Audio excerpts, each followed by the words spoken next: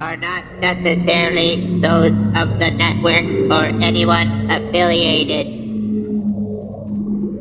There will be mature and possibly immature content. Viewer discretion is strongly advised.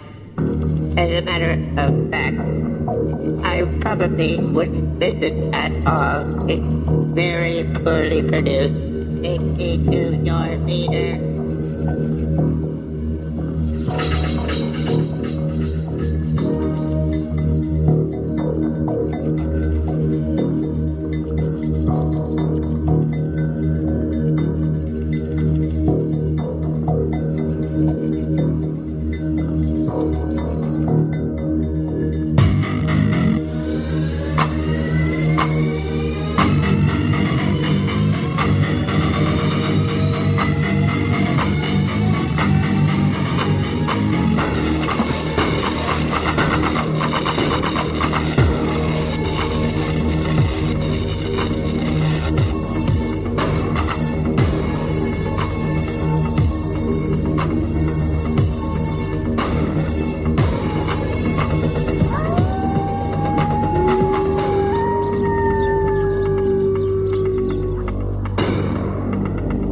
Welcome to the Monster Castle Radio Show. For the extreme paranormal listener. And here is your host, the Wolfman, Mike.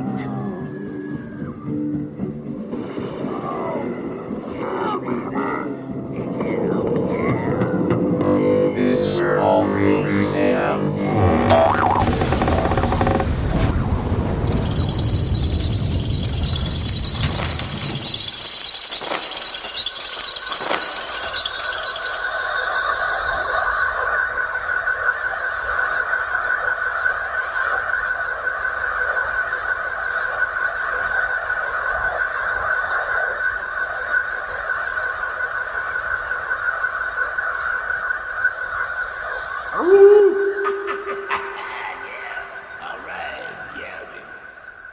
We are live. And this is the Wolfman. How's everybody doing tonight? Good. I'm doing awesome. Oh, Zack Attack's here. All right. How we doing, Wolfman? I'm doing all right. Did you hear the news? No, I did not. Fill me in. My wife passed away on Monday, man. Oh, my goodness. Oh, my goodness. I'm so sorry to hear that, Wolfman. Oh yeah, you gotta people. You gotta follow me on hashtag 47talk in Twitter, or just follow me on Wolfman Mike 47 in Twitter, and then you'll know what's going on more when we go live and everything, and what's going on with the show.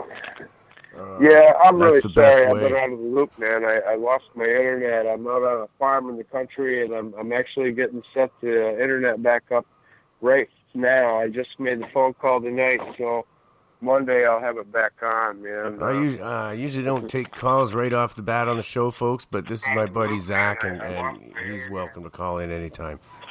But for news I'm tonight, trying to catch you. did you hear trying to what's catch going you on, before. Zach, in London? I heard there's something going on in London, some van driving into a crowd again and shootings and stuff. And On London Bridge. It was bad. what happened? Oh, I haven't had a chance to recap on it, so I don't know articulately. I just know the vague specifications. Somebody drove a vehicle through there with the intention of harming a mass amount of people, and a few people did get hurt, but I don't know any of the details, so I'm sorry about that. Okay. 6 people have died. Okay. That's the last I heard. Oh, Yeah. man. That's terrible. Well, they're still trying to get over the Manchester thing. Yeah. I think there was several different attacks, weren't there? In different places at the same time? I don't know. So, Or was it just on the everybody's bridge? going crazy. Wow. It's been a mess. There's a little bit of something going on everywhere. But they've really been hammering on Europe for some reason. And I think that's because I think they're trying to go after old money. You know, they're really focused on Europe, and that was one of the things that I dealt with that recent online internet dating terrorism article I wrote, where there's people in South Africa were threatening me with the exposure to France. You know, trying to extort me. So there's a very big interest in Europe, and I think they're focusing on Europe because I think that that's where they can really stir up the global discontent. You know, they could pick fights with all the other countries, but when they focus on Europe and France in particular, I think that they're going after the big dogs collectively, and for some reason, I don't know why it is that they want to do that, but okay, here we go. Wow. You know, they're really going for this holy war. They're really going hard. I think what it is they've been out in the desert. They've been playing in the dirt for so long that they're so freaking miserable that they just want to be dead, and they want to take everybody down with them on their way out. And they've led themselves to believe that they're going to get their brains sucked out once they get on the other side. Which is ludicrous, because once you get on the other side, you're not in this physical earthly form, so you're not going to have any need for sexual desire fulfillment. Right? Right. Did you say when you're on the other side, you don't have sexual desires? Yeah, wouldn't you think? I mean, we're in a physical plane now. Oh, you're absolutely wrong, man. You think so? Oh yeah. I mean, educate. You know how many people have said that they've been sexually stuffed by spirits and entities. So I do believe they still have that in them. I think they still have the drive for it. Anyways, I think maybe our guest might be able to fill us in on this exact topic, possibly. So I'm going to introduce him right now. Because we got an awesome guest tonight. So it's Karen C. Patrick. She is an author. She's an artist. She does space anomaly work with Brett Shepard.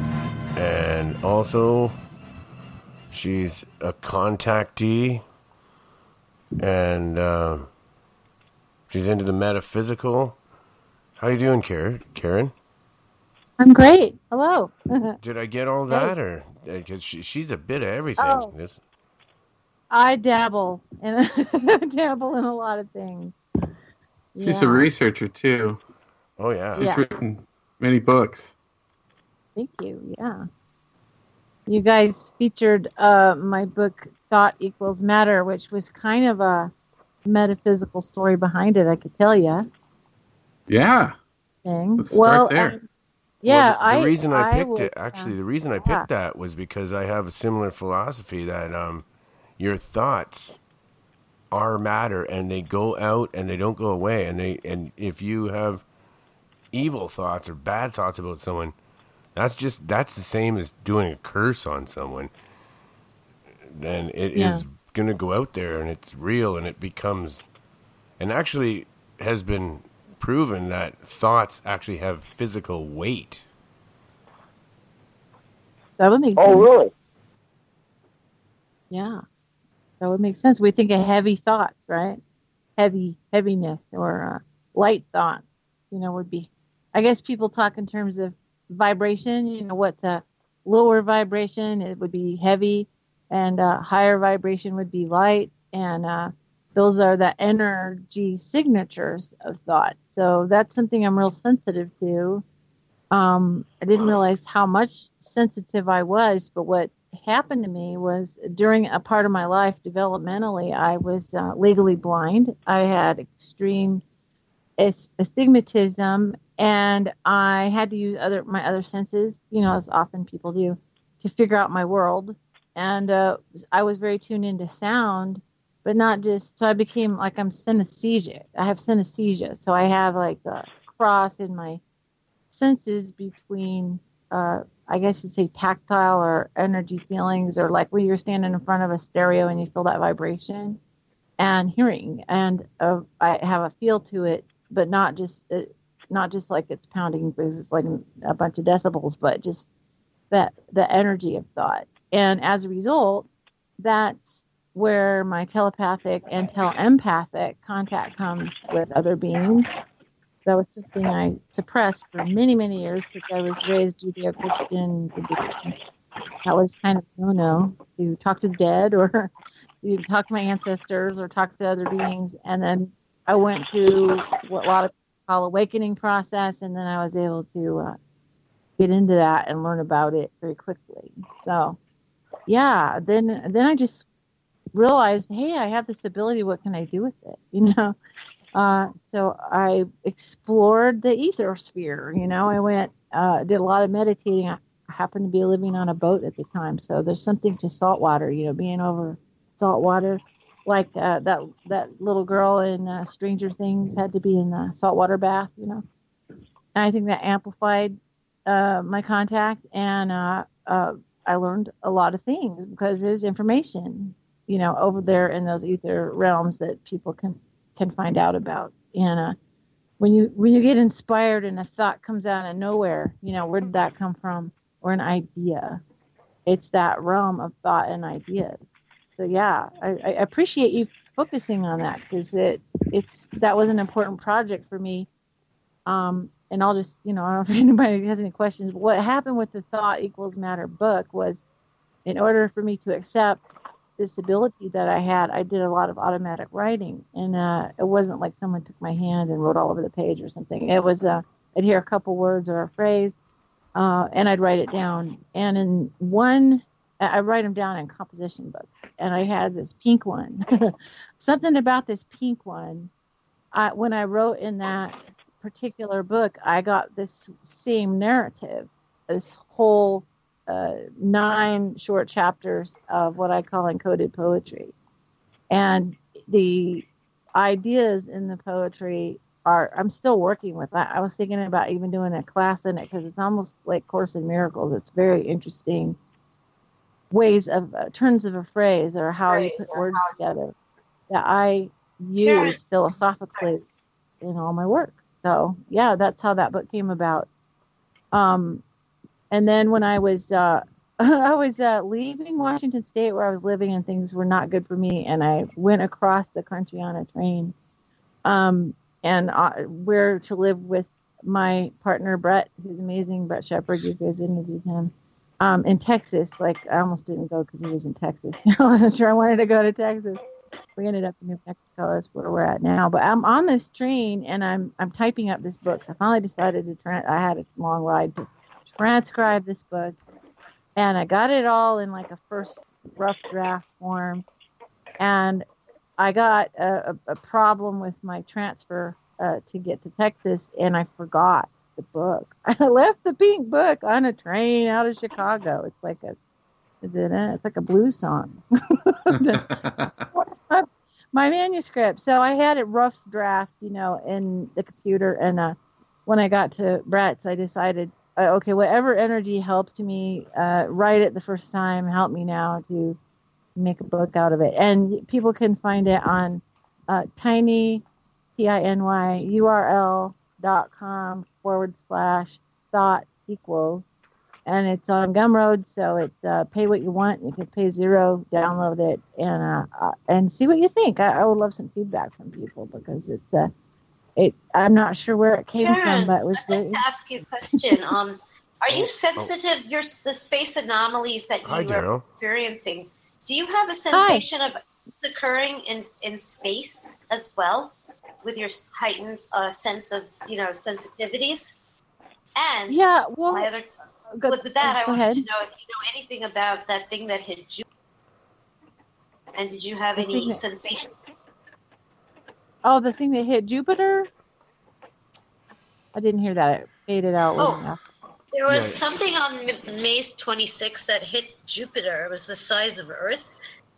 Oh, yeah. That Wow. made an impact on Jupiter, and it had an explosion, but it didn't look like a meteor. And somebody else said it was not a meteor. but I didn't understand.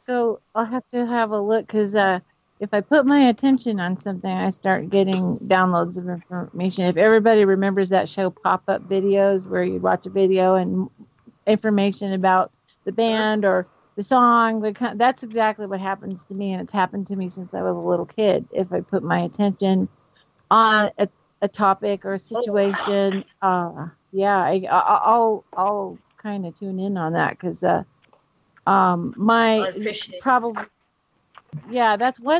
one aspect is sort of what people call download, and then the other part is contact. So my other sensitivity is to make contact, and I'm kind of in this situation where it was kind of tentative at first. So first it was automatic writing, and then it was telepathic and telepathic contact.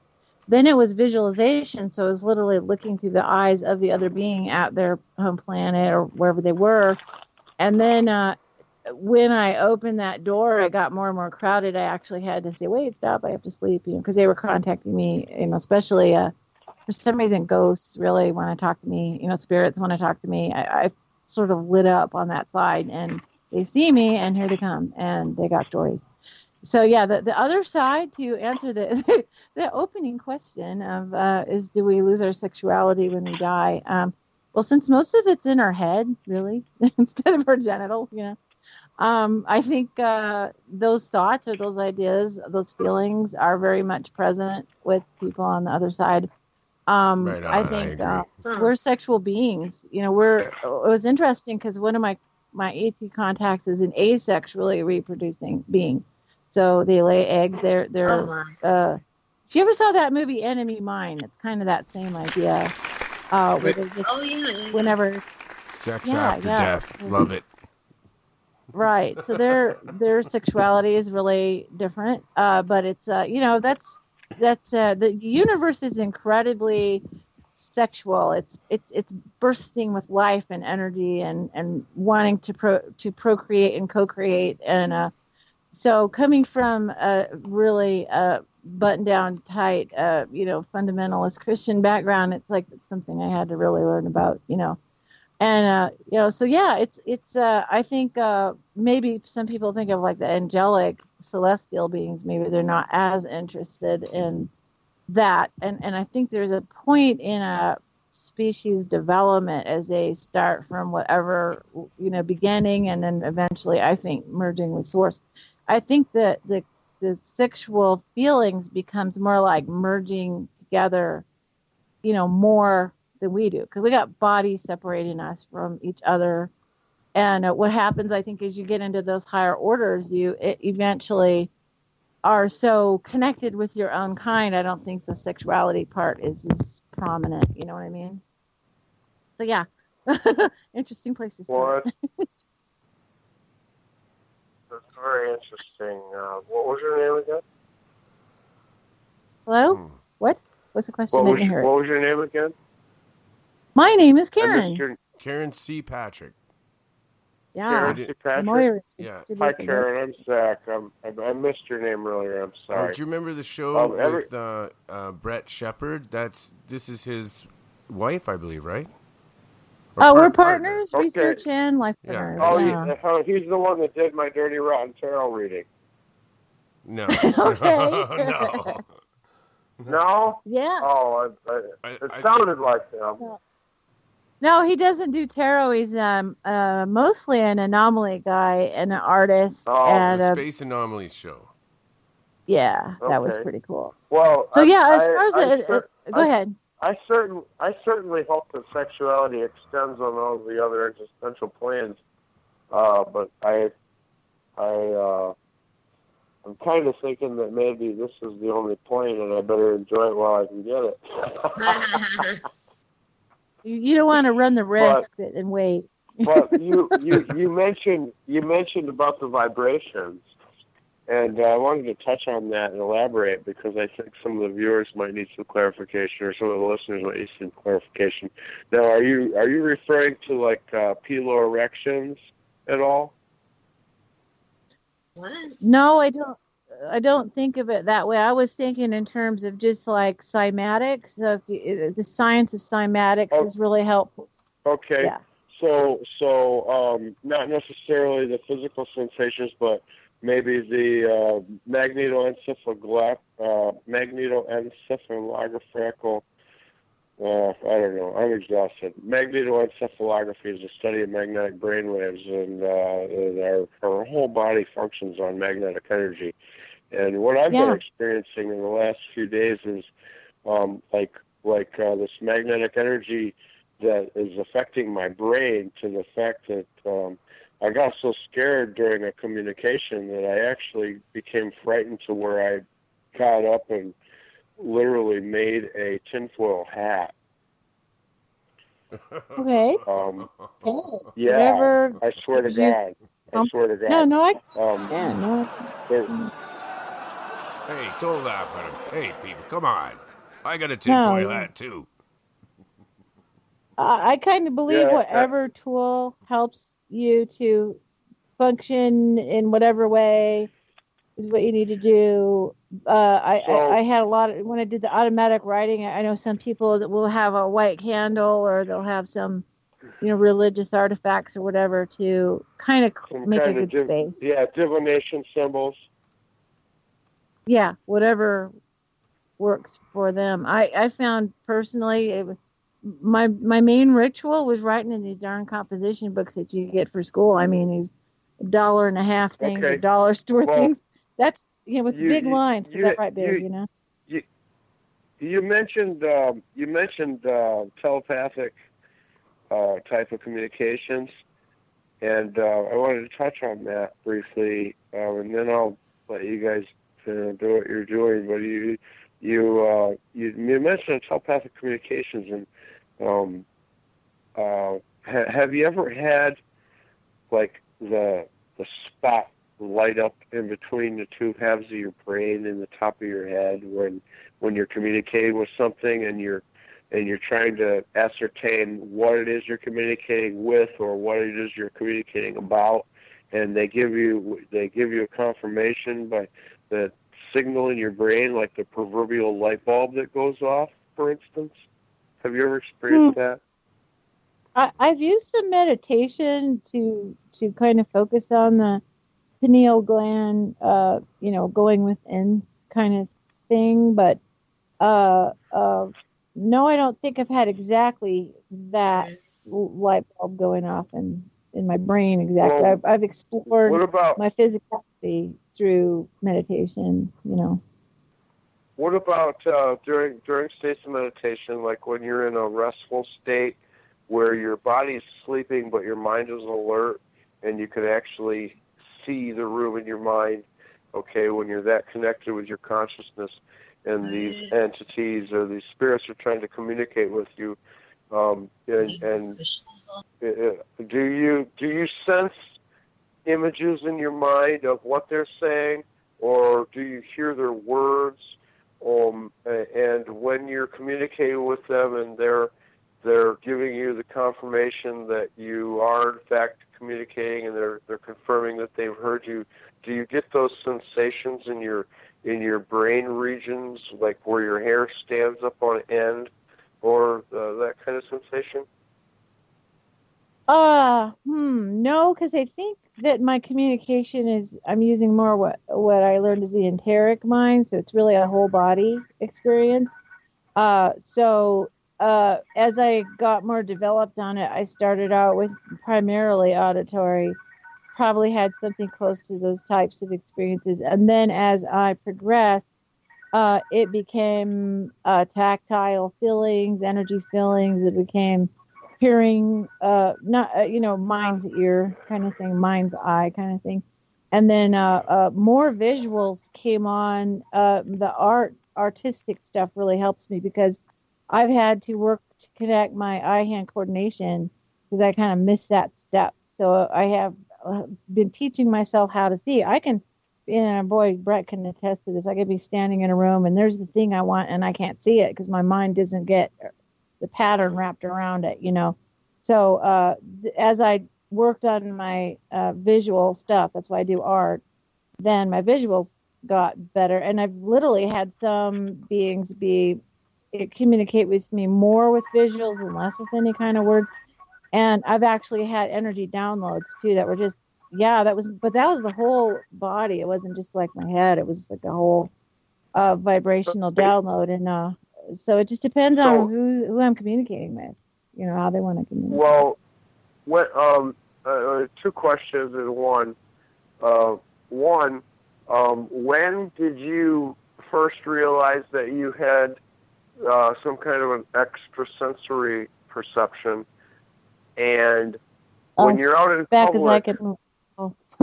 As far as I fought it. What's that? I pushed away. Yeah. How old were you? Probably 4 years old. Actually discovered my observer mind, manifest observer mind, and where I was watching myself outside myself, and I believe it would have even been about then too. That's when my blindness was kicking in, so I was having to help myself see. And my parents don't understand. Like, okay, so my dad would be reading to me, and of course I could barely see the page, but now I realize I was looking through his eyes, which is a whole nother issue. And then when I got glasses, they finally discovered, because I was using this observership to they were real surprised to find out how messed up my eyes were. The doctor said I could be hit with a Mack truck and I wouldn't see it. It was that severe. I got my big Coke bottle glasses, and oh my God!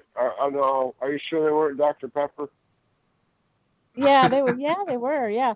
Well, 7-Up, right? Because they were clear. But so I have this picture of me as a 5-year-old with bug eye glasses, and but I started reading as soon as I got glasses. So I was already mentally reading somehow, and then now my own eyes were looking at the page, and I did not realize I did this until way later. I was about 5 or 6 years ago. I realized I look through the eyes of other people. I can. It's unnerving. I try not to do it. What did your parents think did you ever explain to them that you could get outside your body? What did they think? Did they? I finally talked to my mom. My parents continue to be in of the religious organization they were, but my mother is a psychic. Grandma is back. It's just her mother. So they were Irish. So they called it being like getting the Irish on, We're up for what about your interaction out in Paranormal public radio show. when you're Explore the paranormal phenomenon with researchers and skeptics Have from all walks of life and beyond. We'll be right back. Fridays and Saturdays, 9 p.m. Pacific, midnight Eastern. Visit our website at monstercastleparanormal.com.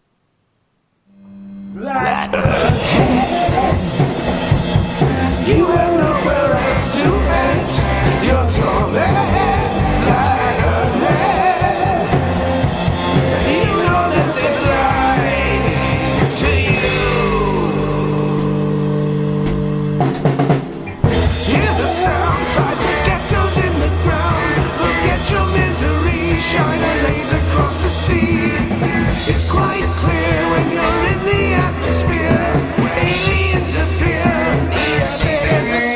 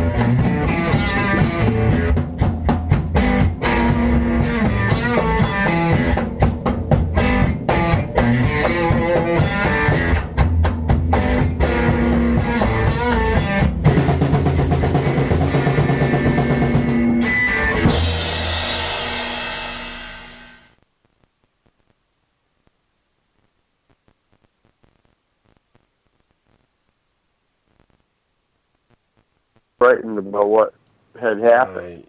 We're back on. We're back on the air, guys. You know what I mean? Hello? Hello? Or did I lose you just now? I'm here. Oh, I just got quiet all of a sudden. Yeah, we're just waiting. Hello?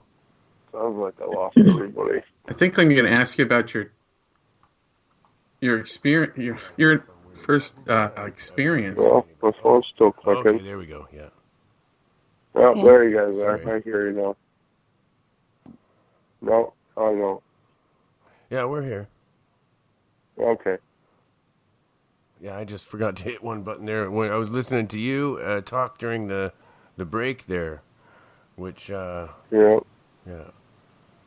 How you been, Mike? How's everything going up there? See, that's what we should talk about during the break. Not going on and running my mind amok so that I mess up and have dead air on my show. Thank you very much, Zach. I'm sorry. You're going to get electrocuted in a second here. You know that, eh? I haven't been electrocuted in a while. I'm due. You know, I'm a glutton for punishment. I'm kidding. Actually, you had some pretty good questions the during the break, so... Hey, do you know who Eris Samples is? Big radio personality? No. He's a big radio personality. He was on WKLQ, WLAV, WCUZ, all kinds of radio stations all over Michigan. Yeah, I don't know. I don't know why, but all of a sudden he friend requested me on Facebook and following my work. Interesting. Yeah. Okay, yeah, well, you know, Darren's got some questions for the guest, though, and he's been waiting patiently. I think we should let him go ahead here. Yes. Hi, Karen. Hi. So, I know you're an experiencer. When was your first experience then that was extraterrestrial? Oh boy, that's clear in my mind. In 1979, my family went to go visit my godparents, Sid and Marlis, and Sid had a locksmith shop, and I'm kind of crafty. I'm a crafty person, so I go in there and made keys, and he was making all the keys for the Salem, Oregon school district. So I'm polishing keys and helping him out, and he got a call to go. A guy broke his key in the ignition of his car in front of a restaurant. He goes, "Hey, you want to see how I do that and then fix that kind of thing?" And I said, "Oh, okay, sure." So we got it. It's big van where he has the little mini shop. You know, it's got everything to make keys in it. So we got out there. He pulls the guy's key out with a magnet and fixes it and all. That was interesting. We're heading back to Salem, Oregon, due west because we're heading into the sunset. It's kind of dusky. What key shop was it? I live in Salem. Oh, he's long retired. This was many years ago. It's not Clyde's Keys downtown or anything. Oh no, he's not with us anymore. Sid's not with us anymore. Okay. But yeah, he might have sold the business to the guy. How I wouldn't know. But this is 1979. And so we're heading back, and we saw what looked like an airplane on fire, like heading right for us. And one of the things about the Northwest, they got the tall trees there, so if a plane's in trouble, that's what they have done in the past. The small planes will land on the road, highways.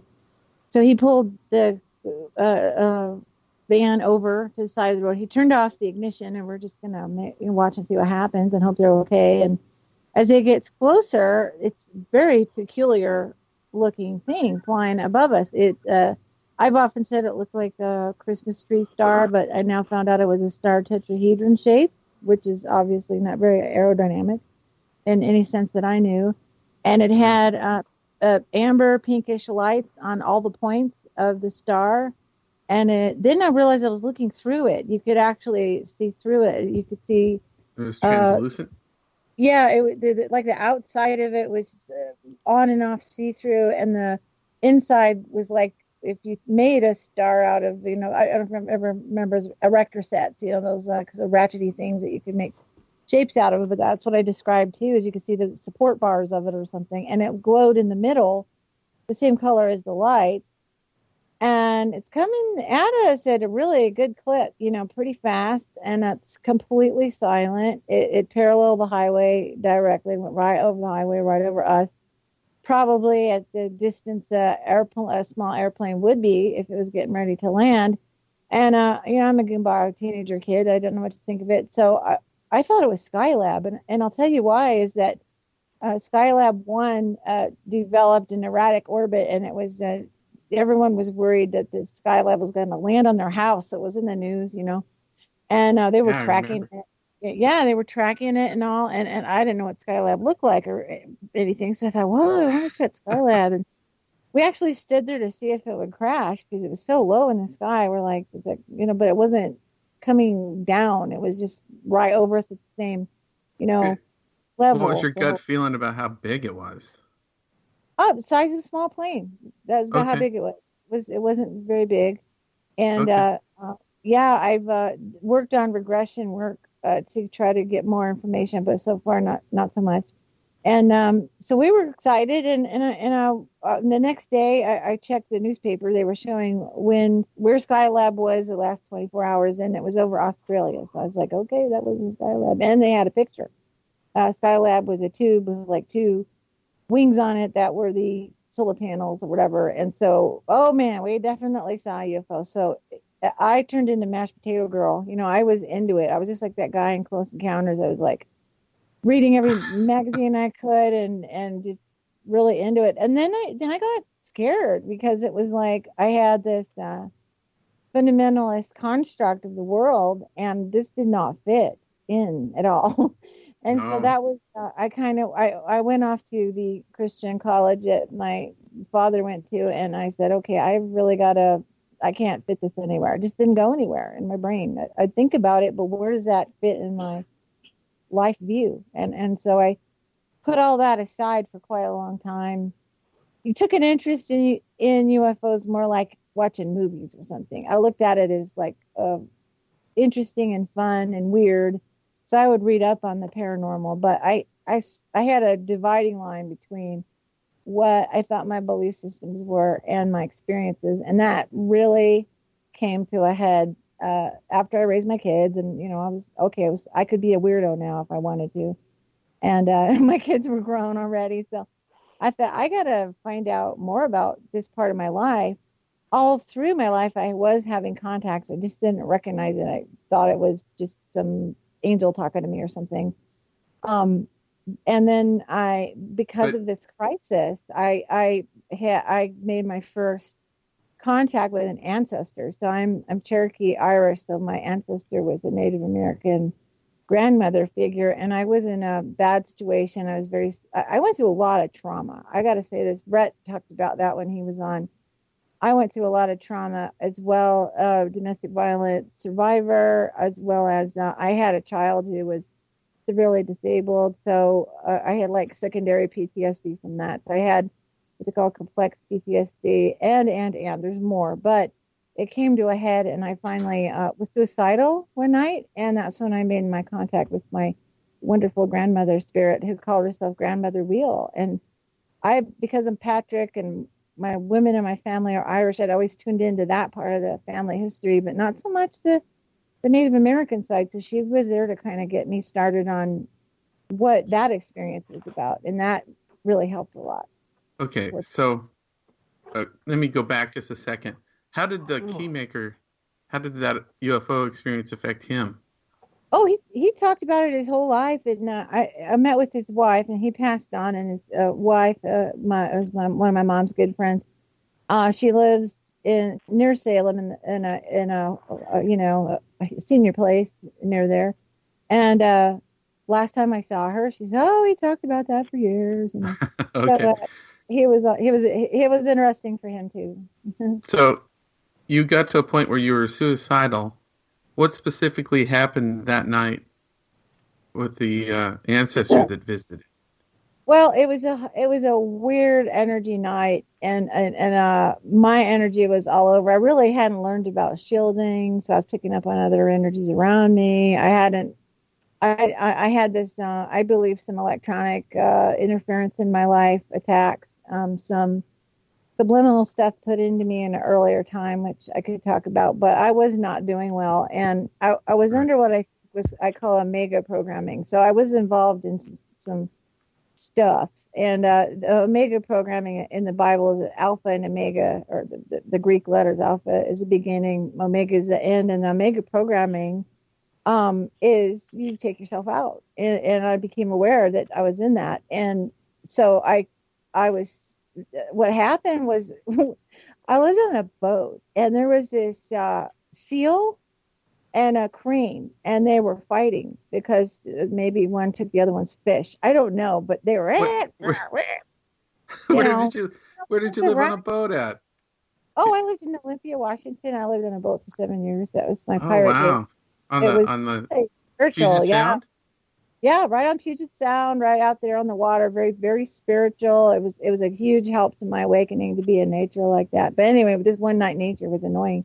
It sounded like Mothra and Godzilla going at it, only more high pitched. But it was grating on my nerve. It was like my nerves were already jangled. I didn't need that. So I just forget it. I'm not going to get any sleep tonight, because I just about get to sleep and they'd start in again. And then my thoughts would race. And it was just an awful night.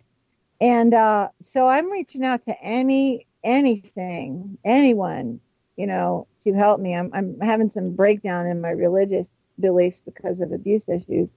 And so I was contacted. I heard this gentle, sweet voice say the wheel turns. And it was this voice. The wheel turns and was saying, you are like a tree in the wind. You're going to bend, but you don't have to break. And that was the beginning of an interaction where I really saw, this is one of those vision things. I saw the villages and how people interacted so very differently with each other. And that was really my source of my conflicts, was kind of the interactions I've had with people that were so negative, because we have this weird society that's disconnected with itself. And so it's going back to that.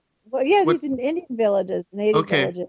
So and how people interacted with each other, and simplicity and connection to nature. That was really the biggest part. Was I guess like one belief that I altered at that point was I had always been aware of nature, like the consciousness of nature. Like I would get out of nature and I was just buzzing with all the energy of it, and the soul of a rock, or the soul of the spirit of trees. I mean, I totally connected with that, but because the teaching I had was that nature doesn't have a soul quite in that way, that just people do, So yeah.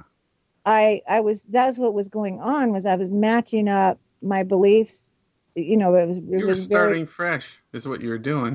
Yeah, I was matching up my beliefs to match up with my experiences. That's the key. How many times did the ancestor come visit? Just that one night? No. She hung out. Was really funny because she's, a woman, and she came when I washed dishes. It was funny. I'd be washing dishes, and it was like she's sitting beside me, talking to me like two women would do. You can do some household task, whatever. I had a lot of the boats are complex. It's hard to wash dishes. You have to heat your own water. It's quite a process. So all these, homely tasks that I was doing, she's just there with me, just chatting with me. And she's old as dirt. And so she's like, I'm having trouble with the men in my life that are overbearing. And she's like, they're just little boys to her. So her perspective was welcome. And I'm talking about the divine feminine and connection to Mother Earth and all the stuff that I probably would have gotten had I had her native grandmother with me. So it was really, I only had one living grandmother. My other grandparents passed before I was born, so it was sort of nice to have that energy.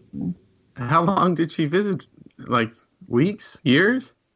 A couple of years, yeah, actually, off and on. And then one by one, through the automatic process, which gave me the feeling I could have straight telepathic contact, not necessarily through the writing. Then there was more and more came on board, and literally on board with me, because I'm over saltwater. I think that's huge. In that movie or that show, Stranger Things, that little girl gets in the bath and then she could bilocate, I'm meditating literally on a displacement hull boat. So when I'm sitting there, my body's actually below the water line, and that just jams me open. Plus, it kind of like some people are very aware we've got a lot of electronic interference with us, and if you get out in nature, away from power lines, out on the water, that kind of clears that up a little bit, and you can increase your connectivity better, your spirit connectivity. Absolutely. Thank you for sharing that. I'm so glad when other people share that. That's so true. Yeah, we can take our tinfoil hats off, right, Zach? Goddamn right.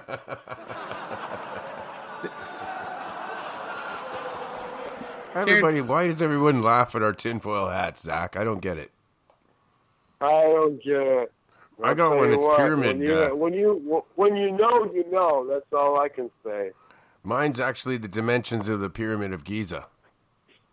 Ooh. Well, mine's the dimensions of the pyramids of vagina.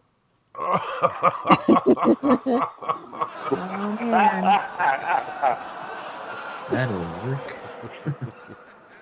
That works for me. I gotta add a story about that. I worship that. A story about the dimensions of the vagina, or something different? No. About the dimensions of Giza. That's funny. No. No. There was one other thing that really helped me because I had no training. I think every psychic needs to have training on basic, shielding and all that. Knowing, is this my emotion, feeling? I'm more telepathic. I mean, I was a caregiver for 8 family members, end of life for some of them. I was a caregiver full time for my daughter for 20 years. I'm very empathic. So I've got to sort out, is this my feeling of anxiety, or is this my patient's, my loved one's feeling of anxiety? So I didn't get that training. So it was, overwhelming. I suffer from caregiver stress syndrome. That really hit me at a certain point, got some burnout from that, because you just can't keep doing that without self-care. Without help, without self-care.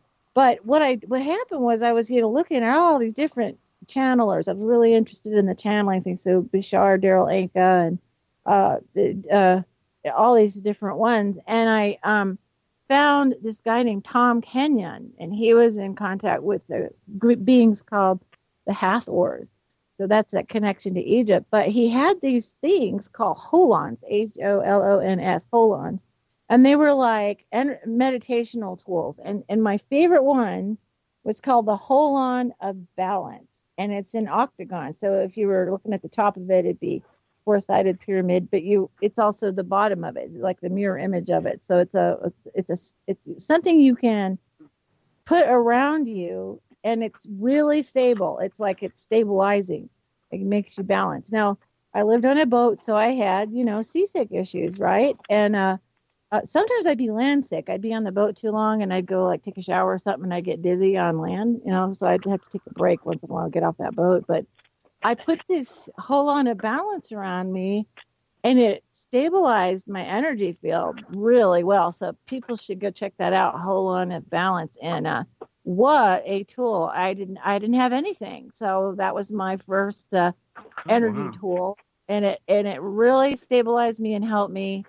When I get sick, I use it. It's just a great energy tool, and I've been learning other energy tools. You got to have that toolbox, right? You still use it to this day, huh? Oh yeah. If I feel, you can, if you're having earthquake, I can feel microquakes. That was another weird thing, as I can feel microquakes. So we had a series of earthquakes where I was living in Portland. And we were in the epicenter of a 3.5. But before that happened, we had all of these microquakes that were driving me up the wall. So in the Northwest, you can look at the seismographs online through one of the universities, and I found my seismograph. Oh yeah, okay, I can feel something like 2 to 3 hertz or something like that, and it makes me feel. I call it my earthquake bones. I can feel it in the big bones in the femur and my skull and my spine, and. I'm real sensitive. I'm like a weird antenna, like my spine's an antenna. I don't know. I'm real sensitive, so I've had to learn how to deal with that, how to stabilize myself. And meditation. Can I go back to the boat and the ancestor that visited? I'm so fascinated. Did you ever write a book about that? We're working on books. Me and Brett are getting in the cycle of working on books, and I have a title, and my title comes from Brett.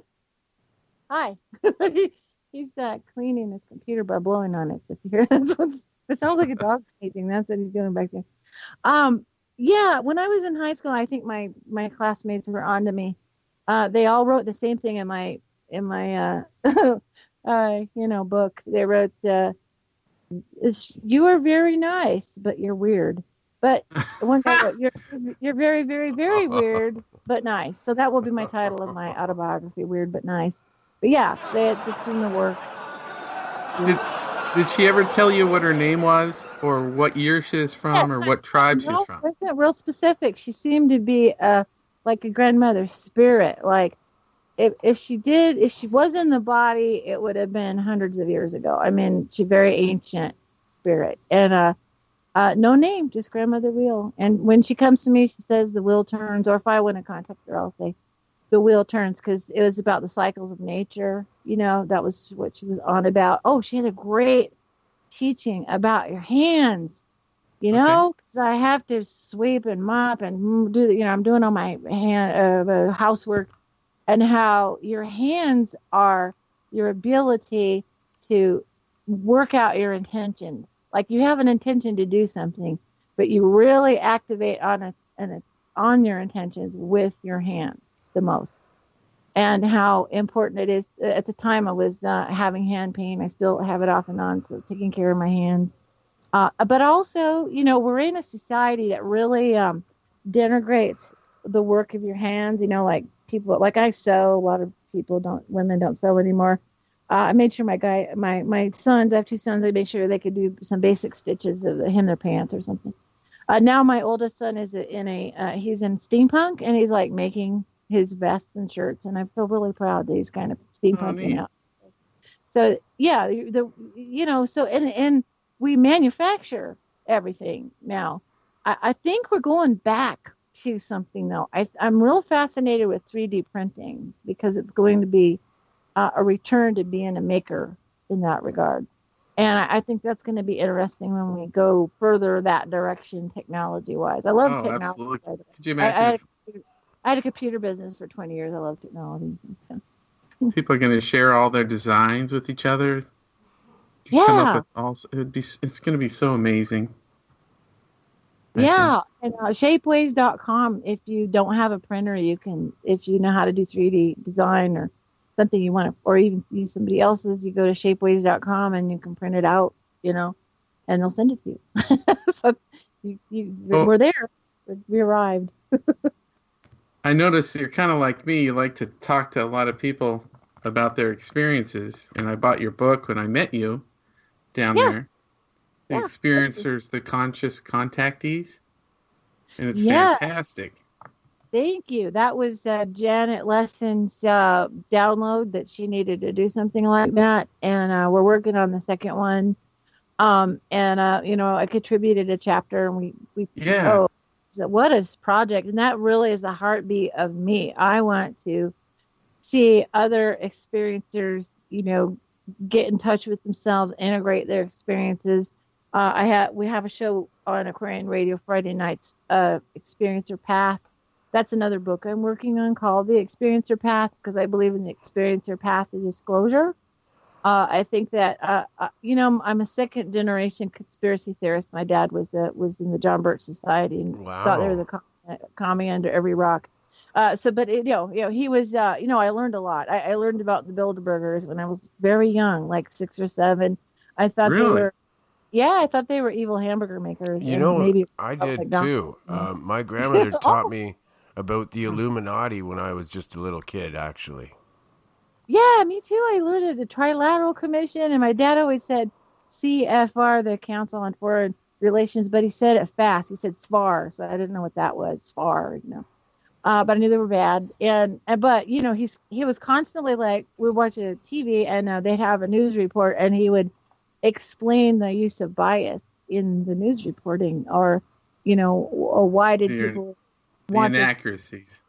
The loaded words, how words are couched in a certain way to bring a certain result, and of course, problem, reaction, solution. But believe it or not, I got it in the original Hegelian, which is thesis, antithesis, synthesis. So I actually, learned that really young, which is really good to know that that's done. And so then I was, the thing was my dad couched it completely politically. He didn't look at it and these things.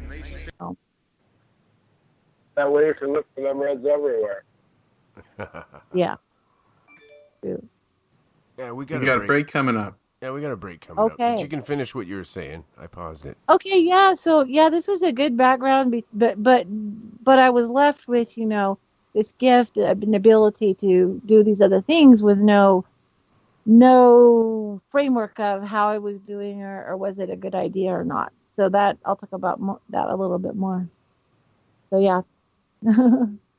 Okay. Okay, we'll be right back, folks.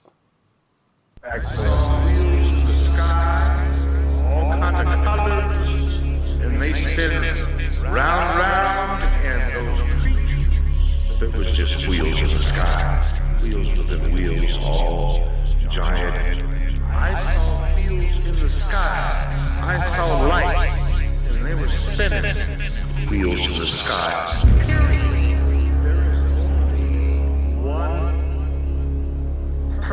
One source that can have wheels in the sky, wheels in the sky. There's one type of wheel in the sky, period.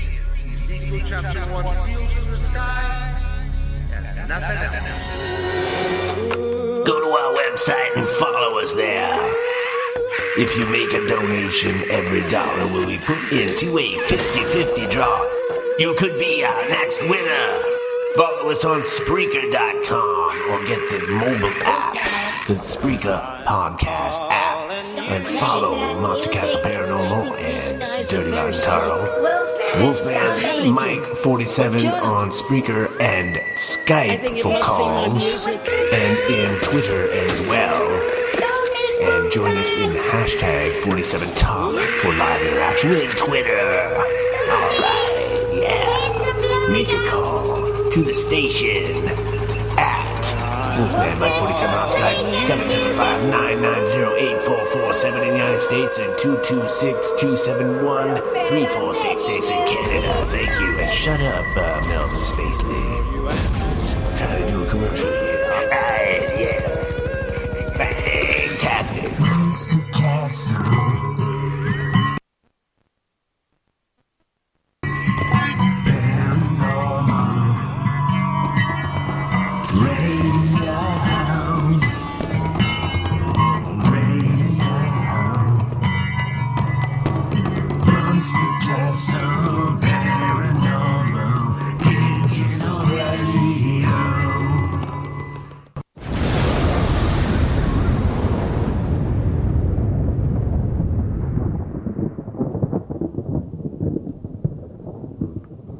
We are back. Shout out to Nurse Nancy in the chat room. And Mick. Some new people. This show is all about everything. Craziness, paranormal, comedy. You name it, we got it. And this is the Wolfman, Mike. Tonight we have Karen C. Patrick with us. If you have any questions about anything, we're going to go into space anomalies, the metaphysics. Wow, and she's a bundle of everything. Where are we going from here? Awesomeness on a spoon. I gave myself the title Queen of Odd Knowledge. Yeah. Odd Knowledge, yeah. Which story from an experiencer is your favorite that you've met? Boy, okay, hands down, it has to be my Anunnaki ancestor. because he's so incredibly present when he's around. And it unfolded so many things in my life. I mean, I love all of the different contacts, but I'm supposed to do this work on this Anunnaki story. So, man, that's how I got in contact. Okay, so I'm trying every kind of spiritual tool you can think of, and I was doing singing. I was doing energy work singing, so I'm not really like singing a song. I'm like going up and down the scales. I'm chanting. I'm just feeling it, in this kind of free form way. And I used to do it in my car because the windshield like reflected my voice right back, So and also, if I did it anywhere else, I didn't want anybody to hear me do this weird stuff. So I'm like, I called it soul singing. So I'm soul singing, and this is probably one of the first times I ever voice channel because I don't do it very often. But my voice just drops. So I'm in an intuitional flow. I'm driving up the driveway to get my marina, and my voice drops into the lowest register I can humanly produce. And I started singing in other language. Actually, it sounded like Klingon. Okay, I was now. Can you show us an example? Oh, no, I gotta be in the zone. It's not something, like I said, I don't do public voice channeling, but anyway, I probably would if I practiced it. But, I've done it once. I've done it once. I have mixed feelings about channeling right now. It's really getting a bad rap. I think, I don't know, just a personal choice because I'm really focused on the certain strains of information. I feel like it comes in other ways. So I'm working that way. So this is, I drop into this Klingon. You're driving. I have to stop driving. I pull over to a remote part of the parking lot there at the marina. And this goes on. I started to do this Klingon singing for 5 minutes. It was quite a long time. And then at the end, a voice comes out of me that says, I am Godi Godesh. And I'm like, start a dialogue with myself. So I'm mentally thinking of a question and then voice channeling this thing out. And then it turns into just getting tired, singing in Klingon's tiring. So it becomes a dialogue, now a telepathic dialogue. And do you remember specifically? Yeah, it said that it was an ancestor. It was an Anunnaki ancestor. I'm like, no, because I didn't have a real good press on an Anunnaki. I was like, why couldn't you be a Pleiadian, or something? And really, something like that, Don't worry, I have an Anunnaki ancestors. I have the and same. then I started getting a feel for like an energetic impression of the physicality of this being. What's interesting is that Godi talked to me really spot on for a good year. I needed some work on balancing the divine feminine and the divine masculine because I had a rotten husband and I needed some help. And it really helps when you're dealing with somebody cantankerous that you have a 12-foot tall Anunnaki ancestor standing behind you. So I've now found other people that have had that happen, by the way, that they talk from behind so you can't see their face. Yeah. Do you know what they look like? I mean, they're 12 feet. I have an impression. He's 12 feet tall, could be elongated skull, has a headdress, has an outfit that's very like a crepe crinkle sound when he's walking, and like bells tinkling, like small, like he's got some really elaborate clothing. I've done an approximation drawing in my book, The Anunnaki and the Moon. For some reason, it's really important I don't see his face, and that is... Other people have said the same thing. They will obfuscate their face. And that happens. They'll probably scare you. You probably wouldn't be able to handle it or something. I think we're not supposed to recognize them. They probably have their face carved on if these people reincarnate, they could be like a world leader. I mean, I don't even know. I've speculated, but hasn't said anything or what the problem is. But it's just what he did say. It was safer for me if I didn't see his face. So let's go back to the car and get specific on exactly what happened and how long that lasted and what you did. Yeah. Oh well, okay. So the dialogue was this. My first husband was very abusive, and I had a whole part of me with my self-esteem that was just not great, and I needed to really grow with these growing experiences and become who I am now, which is a very confident person, and I'll talk to anybody about just anything. And I was not like that. I was very shut down. The second husband was abusive too. I just was in that pattern, I want to say this, that women who are I can't speak to men, but women who are in abusive relationships, they get blamed for that, battered woman syndrome and everything.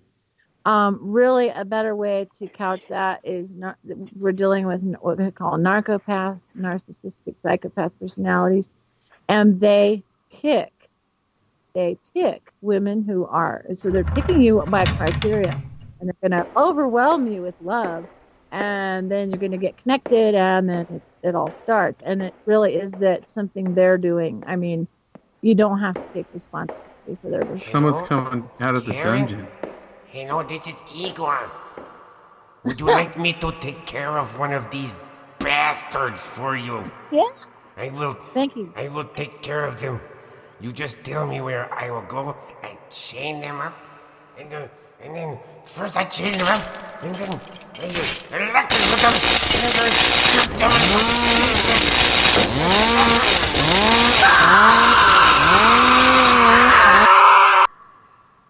Don't just forget the let me know ball gig. where they live. Okay, you tell the Wolfman, and Igor will take care of it for you, okay? Yeah. Oh, he's coming back. He wasn't out very long. He took care of business. He made his point very clear. That was awesome. No, yeah, I think people who mistreat other people is just, I don't know what needs to happen there, but our society is sort of semi-wired for the psychopath to be in a favorable position, and that's a long story by itself. I mean, I won't get political, but Well, it's funny because what I believe is that we've been inundated with so much outside information to cause disruption to our own individuals that we have not been afforded the time to organize our own thoughts. And that is the whole essence of the attack that's made against us as people that make up the constituencies of our countries and lands. Oh, yeah. I would agree. We really are in a systematic programming. Think about it. Like the Catholic Church, for instance, or these big churches, they know how powerful the power of prayer is. And these corporations and these organizations, these governments that rule us, they understand about placing wedges among us and creating divisions. And the biggest division that they could create is among our own family, which they've done with this economic slavery that we've been forced into. And as long as you can keep someone from forming their own thoughts, you can keep them from defending themselves. Yeah, that's so true. Yeah. So that was a broken down part of me that needed a 12-foot alien to help me. And then again, we go back to thoughts equaling matter, and how powerful our thoughts are. And thought control, mind control, programming. Yeah, well, disruption. They don't want our thoughts, our positive thoughts, to go out there because they know how powerful they are. Right, and it's an interruption to every one of us that has this particular ability to tap into the energies of the spirit world and the good. They don't want us to tap into the good. They want us to play their game. And we don't know the rules because they're reinventing them every day. Oh, yeah. So, Karen, how did the Anunnaki ancestor help you get out of where you were, and how did you turn things around? Well, I'm getting all this downloading going. I'm starting to learn about ancient history and my ancestral ancient history, the whole story of the Anunnaki, I call it the Anunnaki incursion, because I kind of chafe at the idea that they created us out of a monkey or something like that. I think that the human genome or human race story is really an incursion of a lot of different races on the planet. So that was one story. That's one story. What was the story of their relationship with human beings, the Anunnaki? Oh, that's what I got the most. And the absolute first thing that he said was, you won't understand what happened if you don't understand that they're factional, that they fight amongst themselves, that they change alliances, that they go back and forth, all that story. I hooked up with Janet and Dr. Sasha Lessin and their wonderful website called EnkiSpeaks.com. You guys got to check that out. ENKI Speaks.com, and begin to read this saga, of the Anunnaki. And we're kind of like, caught in the crossfire. And that actually was what Godey said, was they did war games with us. They played chess with us, and he was a general over a particular army, and he actually, sometimes they would just be on their palace or whatever. They're not really interacting with humans too much, except to boss them around. He actually was in a position to be more, I got these visions of him really being more interactive with human beings. That would be the case of Nanar. He's one of the ones that the humans really loved him because he was really interactive with them and had their best interests at heart. And unfortunately, his city was destroyed by a nuclear fallout. And he pouted and he went up to the moon, which I think is, did he have a summer house up there? I don't know, but I wrote about it in the book, The Anunnaki and the Moon, because I think that story is very interesting. Yeah, I think it's interesting too. Yeah, Nanar went up to his place on the moon. That's what it says in the translation. And I'm like, is it a summer home? I don't know.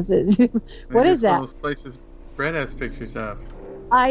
So we got contacted. Brett and I got contacted by an operative when we were at the UFO Congress. I separately talked to both of us, and he is basically saying Brett's right when he says that there's satellite dishes on the moon, and Brett had discovered those in Dr. Ken Johnston's photographs, which is amazing. And this guy worked on them. His operative said, yeah, I work on those. That's my job. He works with these satellite dishes that communicate with extraterrestrial signals and people and beings. And then he also validated to me about the Anunnaki story that, of course, Dr. Edgar Mitchell said there's ruins as far as the eye could see. So something really bad happened on the moon. And so Brett was finding those as well. I'm not the anomalist he is. I don't have the eyeballs. So when he finds something, I'll do a meditation on it, and I usually get more information. And I actually made contact with a being on the moon. Have you? So we have green. The one that's there now? Yeah. Have you ever been abducted physically? Not that I recall. I would say this.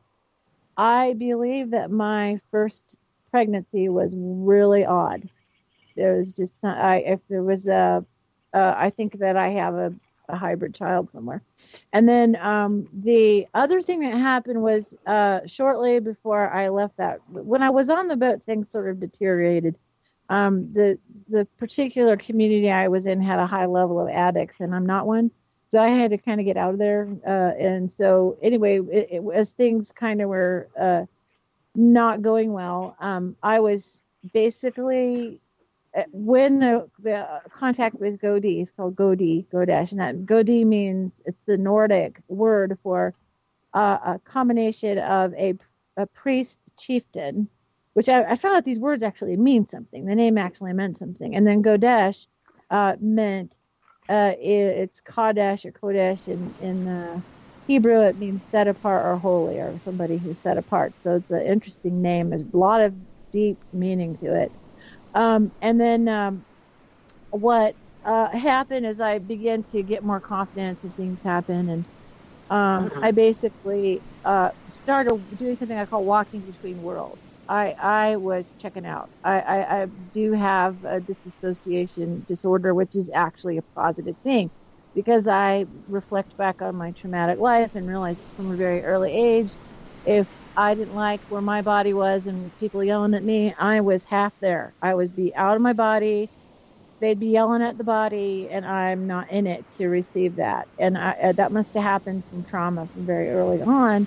And so what happened is I just spent the last couple of years that I was in that situation where my body was present and I was taking care of the things in my life, a lot of caregiving stuff. I still was involved in my daughter who's disabled, and my mother got sick.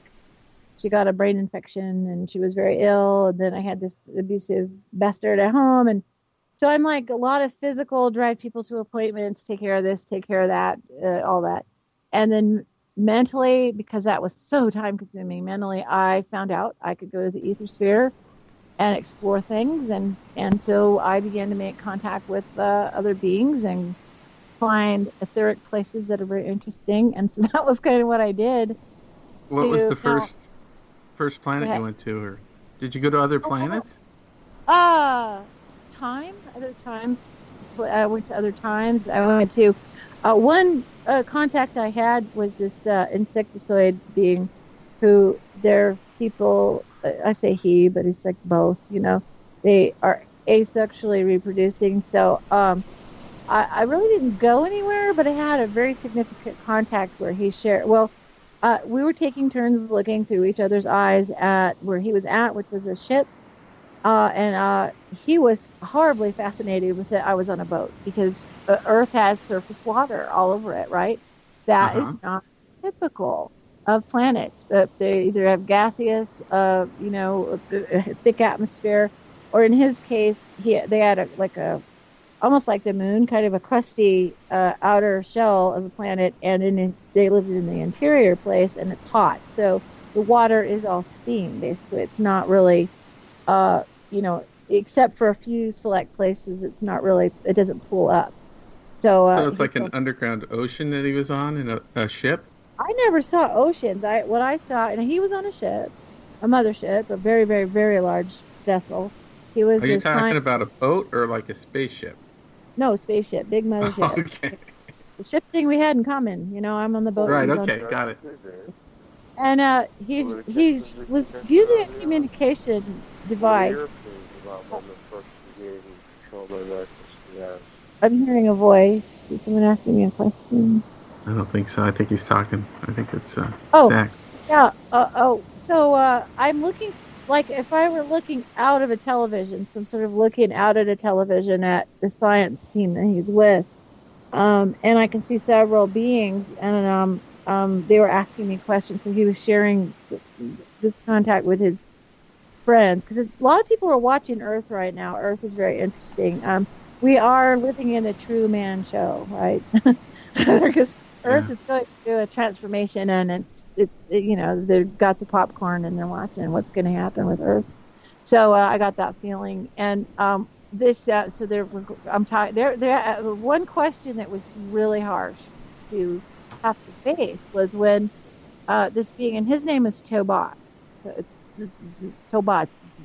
Lots of Z's, and he asked me how come it is that human beings don't treat their children very well, where we let them be out on the street and homeless and trafficked. And oh my God, I was embarrassed to be a human right at that moment, because the values that he had and the values I have is that you take care of your children. You don't want them to be in those situations.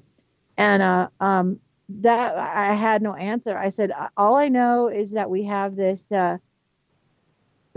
play going on, for lack of a better word, of light and dark and evil and good, and it's allowed that this is happening, but I don't think it's right. About the best I could do, because I would just grab every one of those little kids and put them in a home if I could, but just something going on, and so that was like embarrassing. And then while I'm having this, finishing that part of the conversation up, this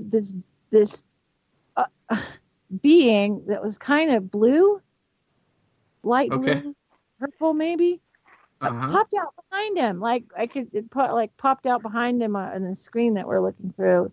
and said, "Why are the babies in charge?" It was kind of a female, not his race, but why are the babies in charge? And I went, "Why are the babies in charge?" Oh, what she meant was, why do we have immature souls in charge of Earth?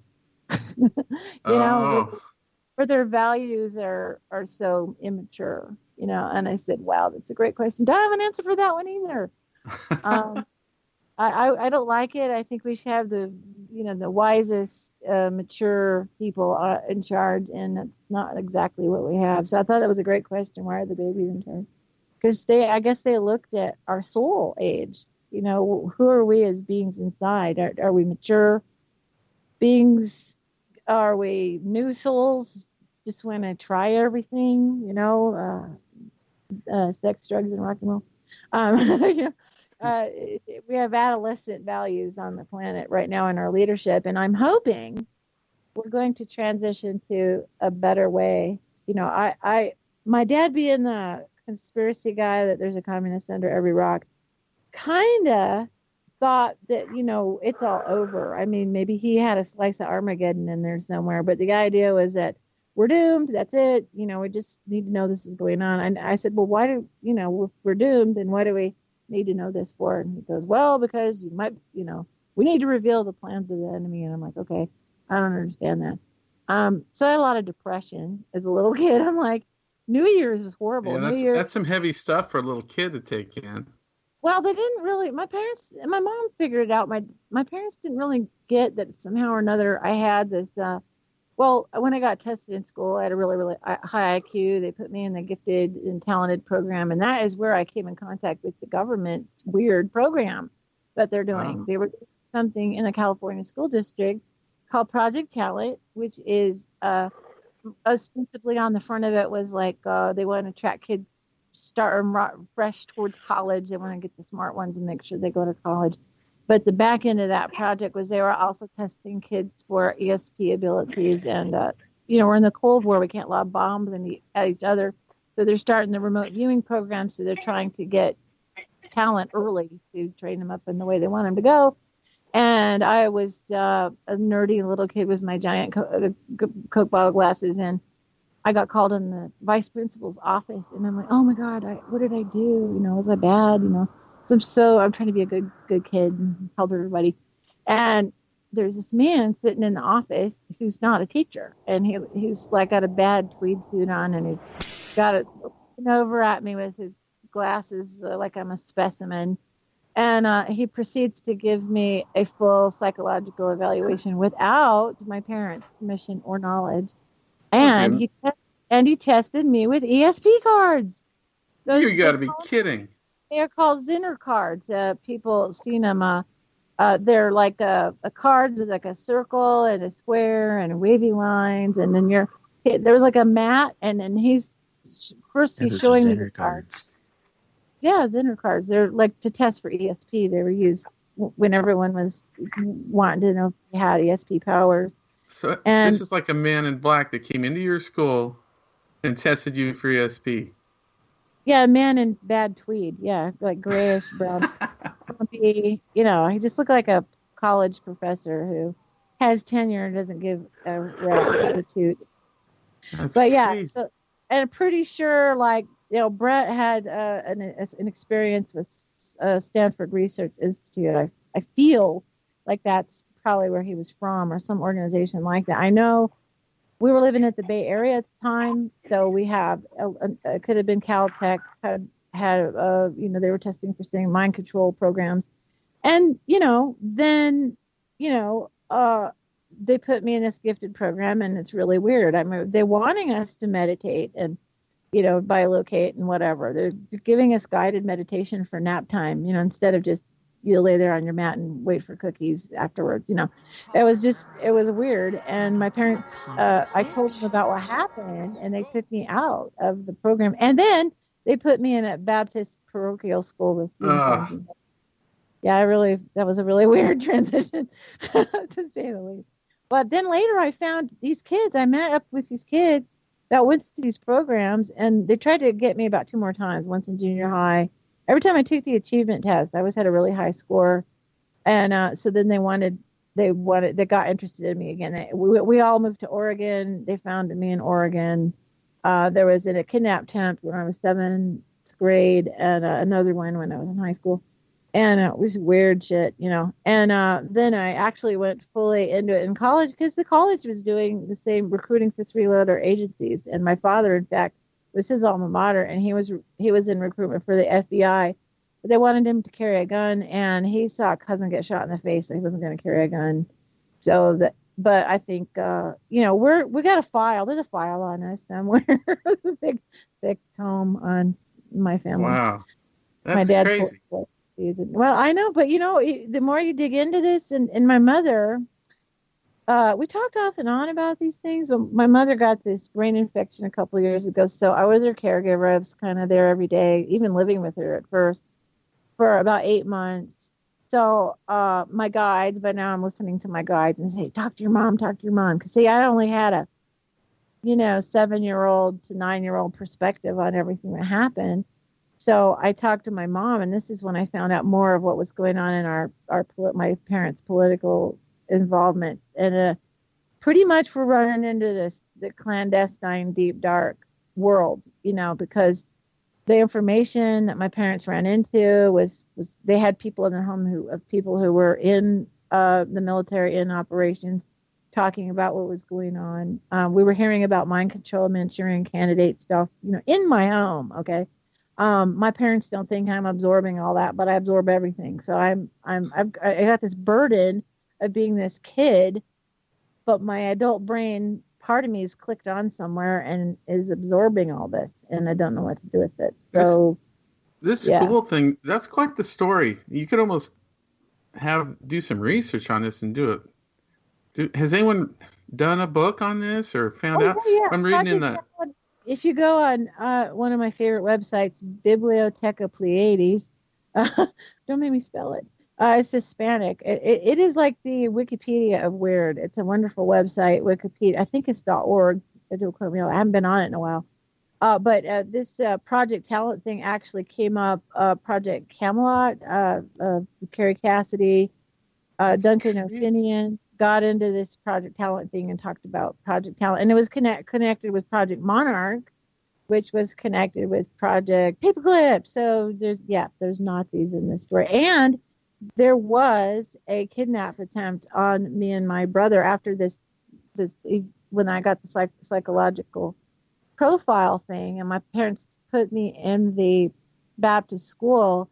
They had this weirdo guy show up at their political meetings, their John Birch Society meetings, and later they found out he was a Nazi, like the real deal C. Heil, Nazi, probably the son of one of the Paperclip guys. And his wife worked in the school office and had access to my records. So one day, my mom goes, "Go get the kids. Something's wrong." I love my mom because she saved my life many times. And Dad goes to the bus stop, and we're not there. But this weirdo guy is sitting across from our bus stop. And what had happened was there was a divine intervention. I suppose there was a car, not a car wreck, but they were fixing the road. So the bus got rerouted to the other end of the street. And I just took my brother's hand. He was 3 years younger than me. We walked home from the bus, coming back from the Baptist school. And that guy was there at our bus stop, our other bus stop. And I was like, my parents were, and they were getting phone calls and clicking and hanging up and heavy breathing and just a lot of weird crap going on. And they got scared. My dad got a job offer and we went to Oregon. There we go. Wow. Up on a break.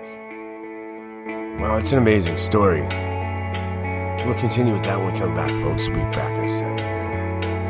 Mike Dunn, Ghost. She was standing there with long blonde hair in a white dress to her toes. When her daddy drank, the earth would shake and the cracks would start to show. Well, her mama cried, stayed up all night. She was tired and so ashamed. So she tried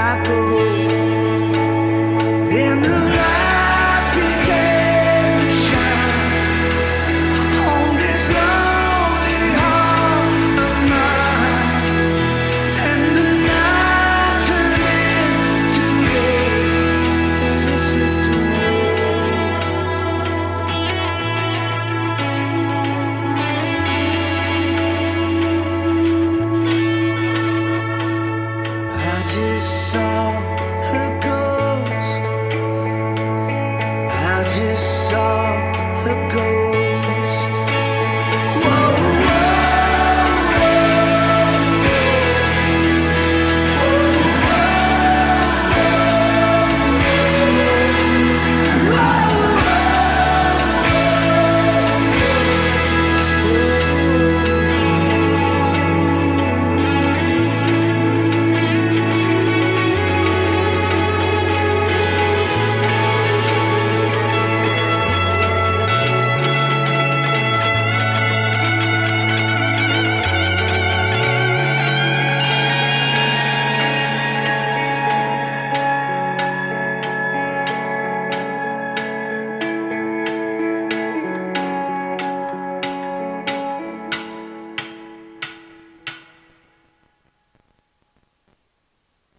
Spartan kids, I think, or ones that they decide This that is crazy they're stuff. family, so they just take them. Yeah, I think that's some of our missing kids or kids, and then you got to realize they've got to populate the secret space program, right? So where do they get in the people? He said that the guy that was in charge of that program was a Satanist. Temple of Set. High ranking. Yes. I want to mention Yes, to the folks out yes. there. This is I don't want to get. and Are we live or are we not live? We are live, and we have open lines for if anyone wants to call in. I know Tina, you might want to call in. You got some great comments in the chat room. Yeah. It's 775-990-8447. All posted in the chat room as well. Yeah, if you can call Tina, that'd be nice. She's talking about the gifted children's program at her school. They're taken 50 miles away to this, possibly, I don't know if it's a military base or what's going on here, but they're talking about it in there. And the person in charge, Aquino, was in charge. Yes. And that person was a Satanist, the Temple of Set. What do you know about that, Karen? I know about it. I know that, oh man, it's complex. Okay, I know that the church that I was raised in had some people who were connected with that because I think they were experimenting on the youth in my church, and later on down the road there was a lot of cult activity that happened in the 70s. Of course, we had a People's Temple with Jim Jones and all that, which was mind control operations. I believe a lot of them were mind control operations because what I think the government was doing, because they brought over the rocket scientists, of course, the Fort Bliss, but they also brought over the mind control guys that experimented on people in the concentration camps in Nazi Germany. And they brought these guys over and wanted to know what they knew about all of this. Because, they had free reign to do whatever they wanted to these people in the concentration camp. And it's really kind of horrifying. But they were learning mind control techniques. And so I think the government at one point is studying every religion, cult, occult to try to understand. I know that when the list of Monarch Project sub-projects is out there somewhere, it's a stunning list to read. Literally a couple hundred separate experiments going on. A lot of them were entheogens, so using different drugs besides just LSD. It was just everything that was known to affect the mind, anything that was psychoactive they were using and wanting to know about. And it was a pretty vast program. I think definitely California, but I've also found out it was Ohio would be another place where that was pretty thick, or maybe through Patterson or Bush Base. And I think Indiana was huge. Brett's story is involved in the child trafficking that was going on in Indiana.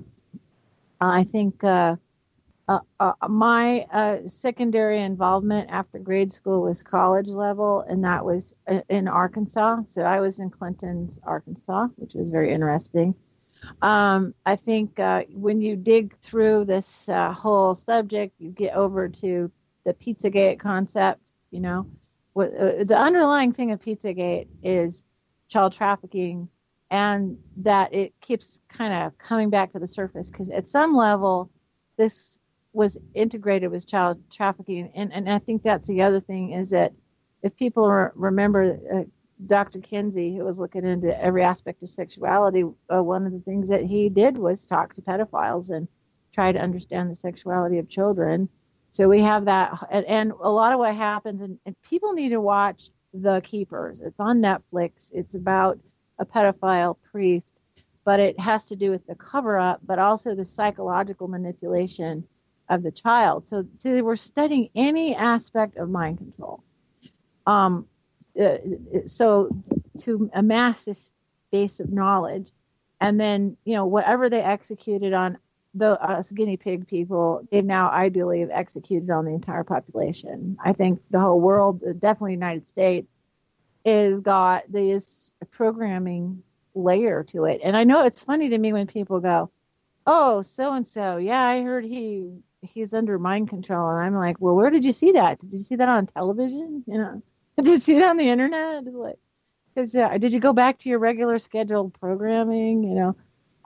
Because we're Sigmund Freud had a brother who took this ideas of psychology and turned it into advertising. So that was another interest, was the corporate interest in all of this. So it's deep, it's thick, it affects everyone at some level. And I think the path for everyone, and I'm not super paranoid, I think this is a spiritual lesson for all of us, is to deprogram yourself by getting into who you are at the core of your being. And that is what my guides have always helped me with what one of the phrases they gave me was my I am awareness, my base awareness of who am I? And, am I those titles? A lot of people have lost titles because we've had this loss of jobs and this economic turndown, and you're not that thing anymore. Sounds like Neil Donald Walsh. Did you ever read that? You got to stop defining yourself. No, off and on a little bit of it, but I found it very resonant. Who are you without the props and the crutches? You got to. Adam, did they have gifted children programs up in Canada? I suspect as such, yes. Were you in one of those things? I wasn't personally, but one of my friends was. Do you know was it just a normal gifted program, or did he have weird things? I was. Well, my friend was a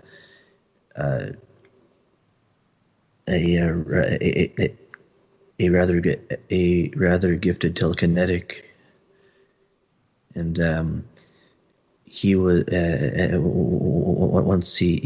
once he was found out, he was dismissed from the school and wasn't seen again for ever. Huh? What? Oh man! What, did they take him? Disappeared? I mean, or did he leave pretty town? Much. Man. Adam's got a story about. I can tell you one thing. They did some strange tests on me, and I with cards and stuff like that. But I was really young. I think I was in kindergarten when they did it to me. I don't really know what happened too much. I just remember some weird cards and strange, and they took me aside from the other kids. Yeah, I was first grade for me. I was tested too, but I didn't make it. I was trying to make it because all the really smart kids in my class, there's like 5 of them would go down to this special place, GIS, or I forget what it's called. They had to go to another school. Oh wait, I just remembered something. I was for a short time I was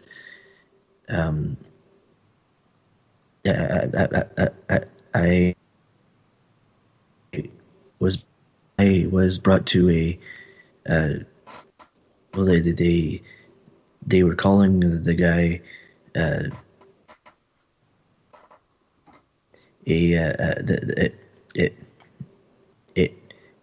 a counselor, though he was far from that. And he I remember quite a few times. He brought out these weird cards and tested you. Yeah, but then after every session, I would blank out and not remember much at all, and until after a number of days after. Weird. Did you want to tell your story about the mind over matter? Sure.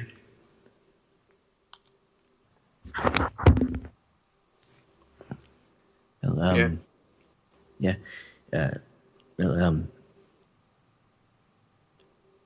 Last year I went on a fishing trip to northern BC, and at the time I was reading a book called The Secret, and I decided to test the stuff out that was inside the book, and it was an experiment with the law of attraction, manifestation, and during the bumpy ride down the mountain with my father and my great uncle, I visualized the fish I'd catch and how I'd feel about it, and how awesome I'd feel catching lots of fish, and of the happiness and the excitement. And once we got to the river, I cast out my line, and no sooner than that, a 60-foot cone around me, it just erupted with fish, jumping and frenzied. I didn't have any bait or anything either, and yet there they were jumping in front of me, and though they didn't go near my father or great uncle though, and so I started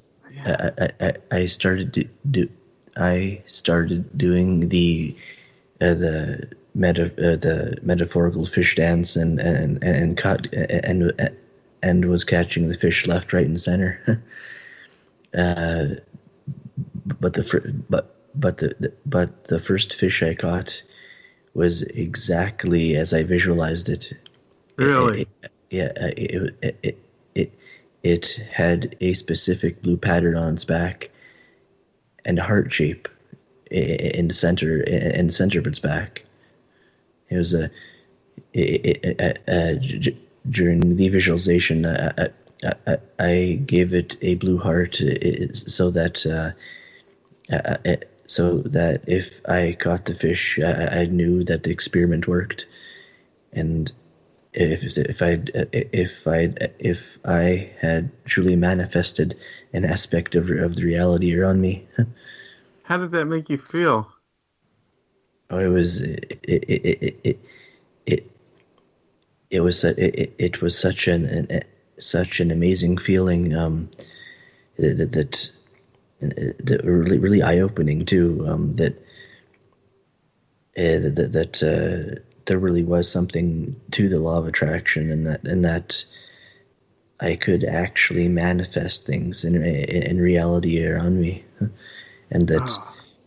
And that's a great story. And it's also really freeing too. It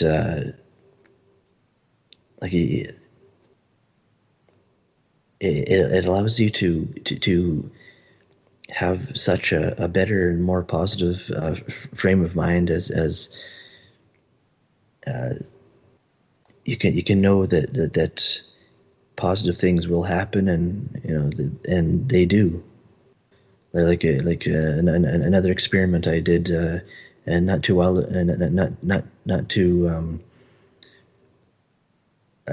long ago, was very simple.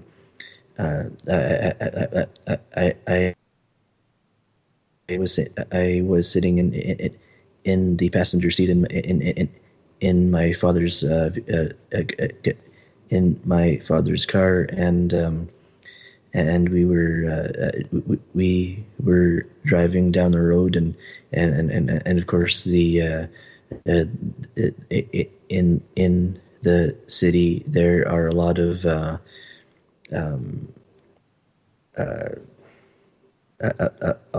lot of lights that has have a tendency to go from green to yellow to red. And so the experiment was that for a set of 4 of these lights, I would do that same type of visualization and basically manifest the reality of each of the 4 sets of lights turning green just as we got to them, so we didn't have to so that we didn't have to stop at all. Why didn't you choose red? Yeah, that's cool. And so sure, and so surely enough, the experiment worked. Yeah. Each of the sets of lights were green, and we didn't have to stop. Cool. What'd you think of that story, Karen, of the fish? You still there? Oh, amazing. Yeah, I was just getting off mute. Love it. I like the fact that the fish were in front of him and not the other ones. That's great. And Brett just went fishing and didn't catch anything. I'm going to have to tell him what you did there. But no, I really, talk to Brett. It's really stunning. Yeah. It's really stunning when you are observing it and have that intention and you throw some thoughts out there. And the way I sort of different ideas about thoughts is like there really is this ocean. Of course, I lived on the water. There's this ocean, and whatever vessel you put, so you could have a vase or a coffee cup or a bucket, and the water or the whatever you put out there, your answer or your response, okay, is exactly the shape of your question. And that's how the universe is that it's this vast, what I believe is there's a vast, and I hope to, I don't know how much time we have, but sometime I got to get into life physics, because I learned about idiomaterial physics, which is looking at the information, the ideas or the perspective under our manifest reality. And I really got into that as a computer person. So like a quantum hologram. We talked about the quantum hologram on Friday on Aquarian Radio, where each object, just like the quantum hologram, has information. It has a program. And that's how all these objects are in our reality. So we can interact with that. We can, when somebody's doing a reading, they're reading something, a situation, or a person, they're literally reading what's connected with that person. And some people can do that. I'm not a psychic that can really do the future or past, and you're going to meet a tall, dark stranger, and he's going to give you a lot of money. That's not really how I run. But I think what's more important to me, my value system, is the journey that we're on.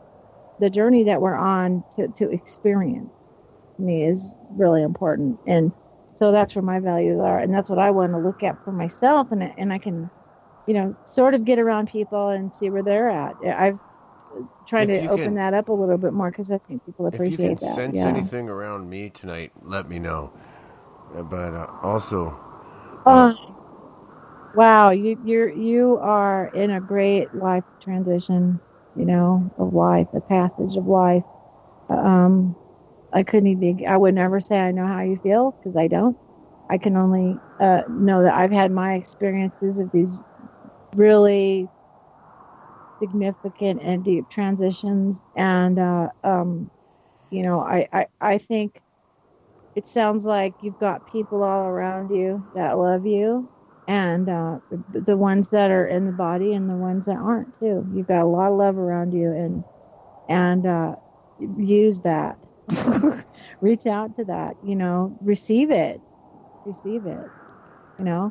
That's what I'm seeing with you. Receive that love, and let the process be whatever it is. Everyone has a different way of processing, and let that be whatever it is. Just let it be. Feel the awesomeness. I think I need to start using the power of positive thinking. Visualization. Yep. Oh, yeah. That's great. It'll get you dinner. It'll get you some dinner. Did you set that one free, or did you keep it, Adam? The one with the heart.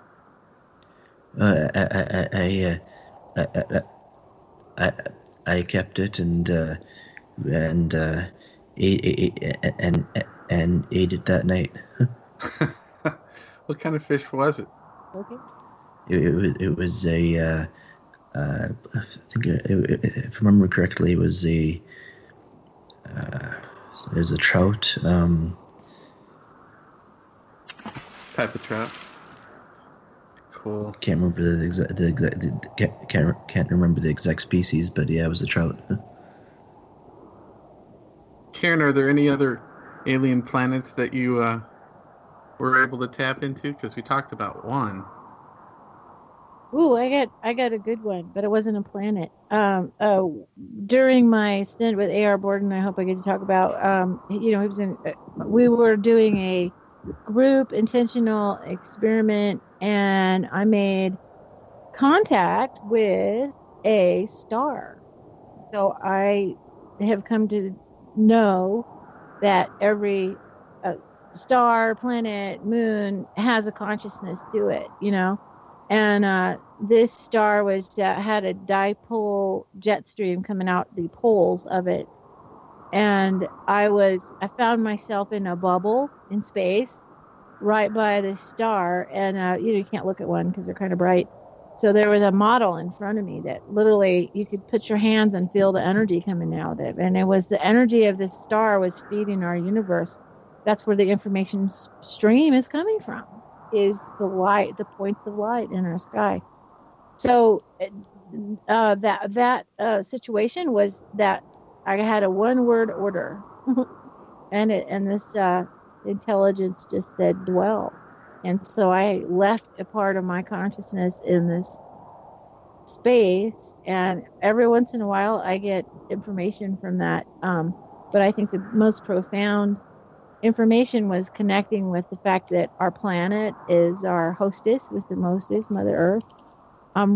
She deeply cares about everything in creation that she's connected with, including us. And really coming to that really beautiful realization about how we're supported to have our experiences by other intelligences that are really ancient and intelligent and are giving us the space to have our experiences, and they've given me some profound teachings that I've been learning from. So that's kind of fun. I know Wolfman thinks the planets are sentient. Don't you, Wolfman? Yeah. And you think that too? I think so. I think all of them are, yeah. They're an intelligence holding space for us to interact with, and everything is made up. I always say of God goo. Everything's made up of God goo. What it is that our physical reality manifests in the medium of consciousness. So I always talk about Shrek, and he's in his forest, and he's a construct made of math. He's a mathematical construct, and then the environment he is a mathematical construct, and then they put him in there and have him run, and then they make a movie out of it, and we watch the movie. Our quantum hologram is like that, is that we're a construct of information, our body, mind, soul complex, but we got a spiritual component that's kind of eternal, right?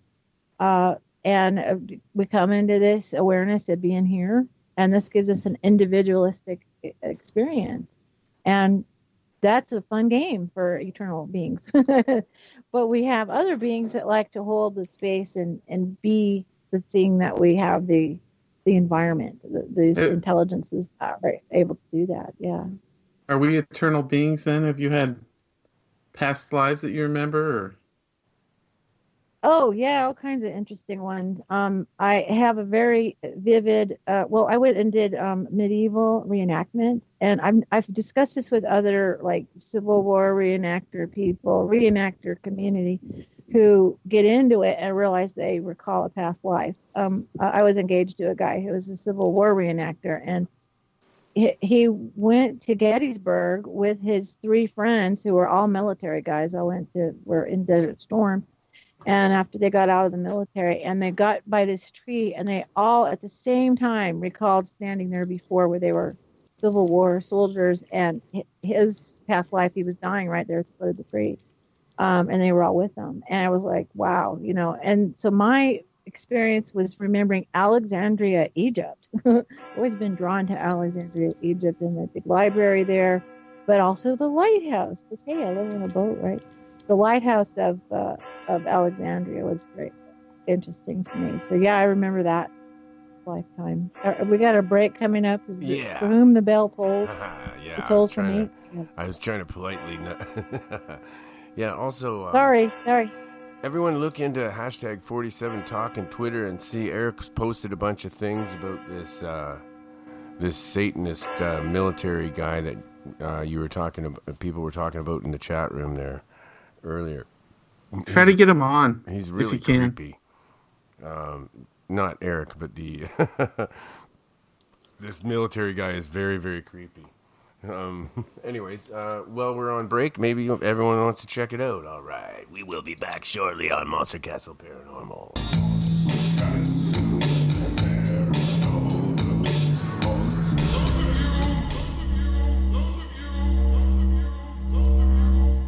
Renounce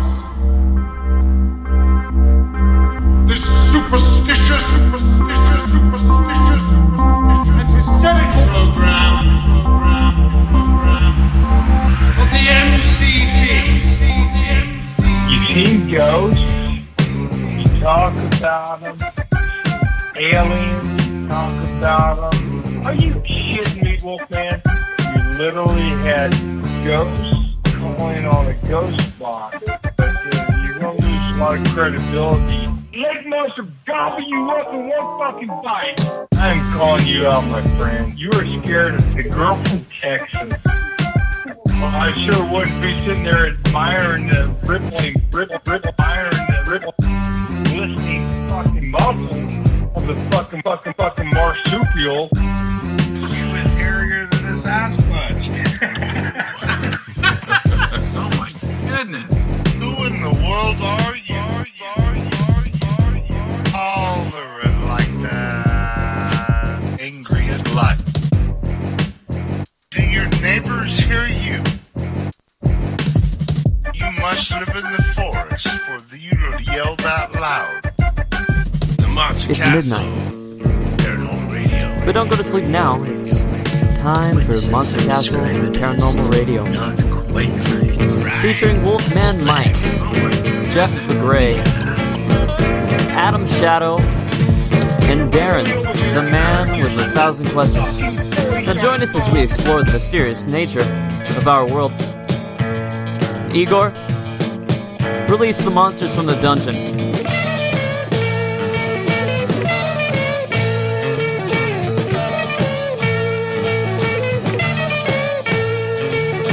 Crack some drinks and let go.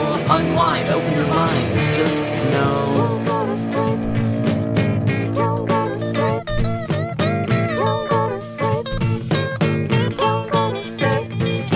Psychics, mediums, ghosts, fireballs, lunar anomalies, Sasquatch, UFOs.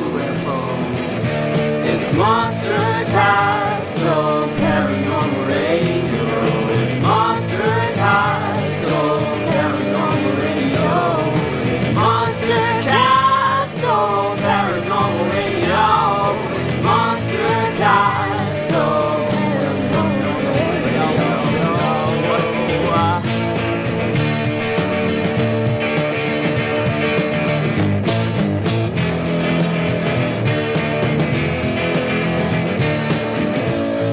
With Willie in Alaska. Our moral compass, Curtis Green. With Eric the Protector. And hugs from Apocalypse. The Angry Bob. And keeping it real with Stabby McHugs.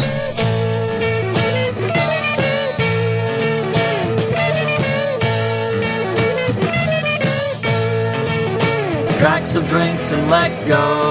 Unwind, open your mind, but just know. Don't go to sleep. Don't go to sleep. Don't go to sleep. Remote viewing. Rabbit toys. Glowing orbs. Lost treasures. Martian artifacts. The chupacabra. Debbie, daily, it's Monster Castle Paranormal Radio. It's Monster Castle Paranormal Radio. It's Monster Castle Paranormal Radio. It's Monster Castle, Monster Castle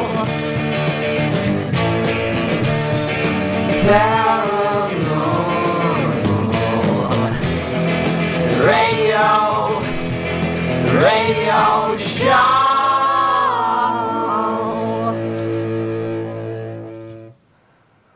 Right on. We are back. And Eric, are you there? Hey, brother. Yeah. How you how's it doing? going? Thanks for jumping in. No problem. I was interested. I won't mention the person's name on the air that was in the chat room that we were. It's kind of cool. Sometimes people will come on like Karen and, be telling her story about her experiences, and then it triggers something that for somebody that's listening, and then they mention something, and then somebody else sees that, and then all of a sudden you've got this link of information that appears, which is I think that's kind of cool. Yeah. And I think I was involved in some kind of thing like that when I was really young too. I know they tested me separate from the other kids with some weird cards in a room. They took me, and I wondered why the other kids didn't get that done to them. But I probably wouldn't have remembered that if they didn't talk about it in the chat room. I probably would have never remembered that. Yeah, because I forgot too. I remember when I was in grade school, and there were kids. I was so young, like 6, 7, 8 years old. I don't remember, but there were kids that would come to school and then they would leave. And when you're a kid, you don't even think about it. You don't even get to know them really, because they're not there during recess. They're not there during school. And then I remember asking, why? I forget how I asked the question. I was trying to figure out why were these kids going to a different school and they weren't in our school. And it was always presented to me like it was some sort of special needs thing. It was almost presented as if it was like for retarded kids, but that's not what it was. You know what I mean? Because then I would run into these kids later, and they weren't retarded. But it was when you're young. It's kind of, I don't know. I don't think my parents even understood what was going on. I'm guessing that a lot of this stuff is kept kind of secret and hush. Yeah, and actually, I was.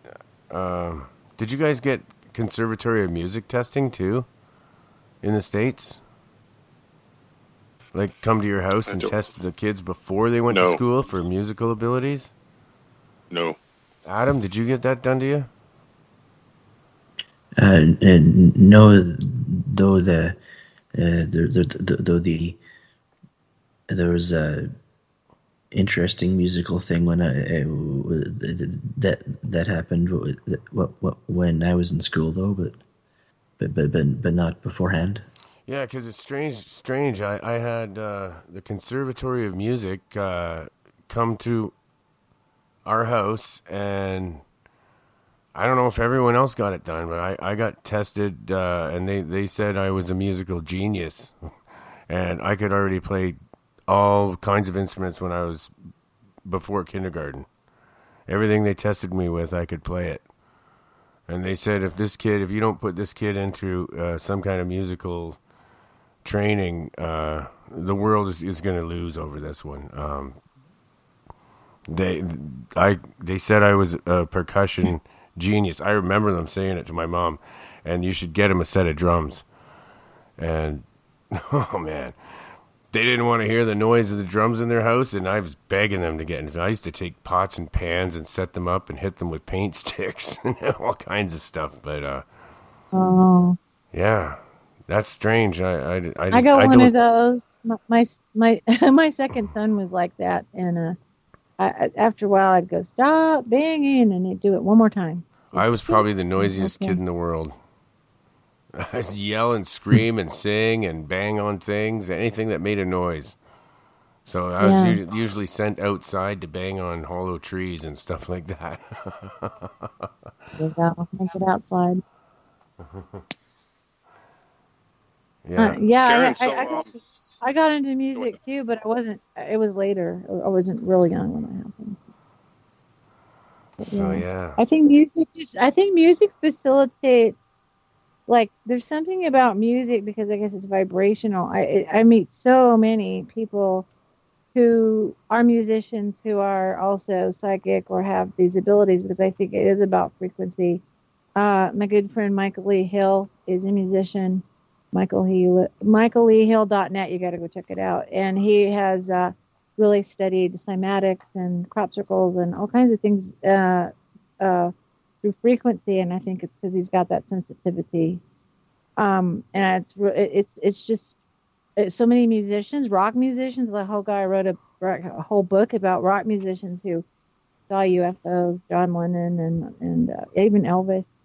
I mean, you're tuned into something. When you're flowing with music, it's like you're downloading, you know? I think there's something to it. Oh, yeah. And Michael, he promotes the 432 tuning. Oh, yeah. Yeah. Big time. And we can rap. I've got that on guitar, too. Wrap it out. I can't believe it. 432, baby. It's way better. It does. I have a ukulele. I'm learning, and I tuned it to 432, and then I had to put it in storage, and then I got it back out like a year later, and it was still in tune, which I thought was amazing. Yeah, that's magical. Then I consider that magical, because that's actually impossible.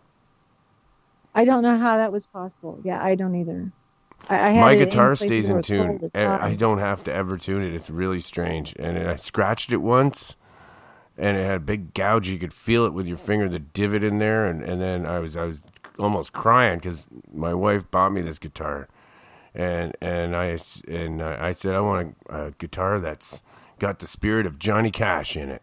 But I was just kidding, right? And I said, Johnny Cash, help me. And I rubbed that gouge, and it freaking disappeared right in front of our eyes, and it was gone. Wow. Totally unblemished again. Yeah. Wow. Like a miracle. Wow. My guitar is magical. Oh, that's amazing. Yeah. Oh, we were going to get into... Go ahead. I was going to say, Michael Hill also, he has filmed, just for people that don't know, what at Lake Erie, many times he's filmed UFOs, and he says he's had his blood tested. I think he's got proof that he's Anunnaki, for sure he's Anunnaki bloodline. Yeah, he's an Anunnaki contact. Yeah, kind of got that loose association with quite a few people, and had an actual face-to-face encounter with them at a New Age festival. It's quite the story, and you guys should get him on your show. He's going to be on Jimmy's Church Tuesday. Who are we talking about? Me or someone else? You guys should get Michael on your show. Michael who? Michael Lee Hill. Oh, really? Because it sounds pretty similar to me. What you said Lake Erie? Yeah, he's been filming UFOs over Lake Erie. Oh, well, see, that's where I grew tobacco, and I seen all kinds of them. Actually, that's where I had one chase me through a tobacco farm field, and wow. And I'm also feel like I'm associated with the Anunnaki, and that's what every psychic that's read me has always said lately, that you have Anunnaki descent. And so that's strange. I thought you were talking about me because my name's Michael too.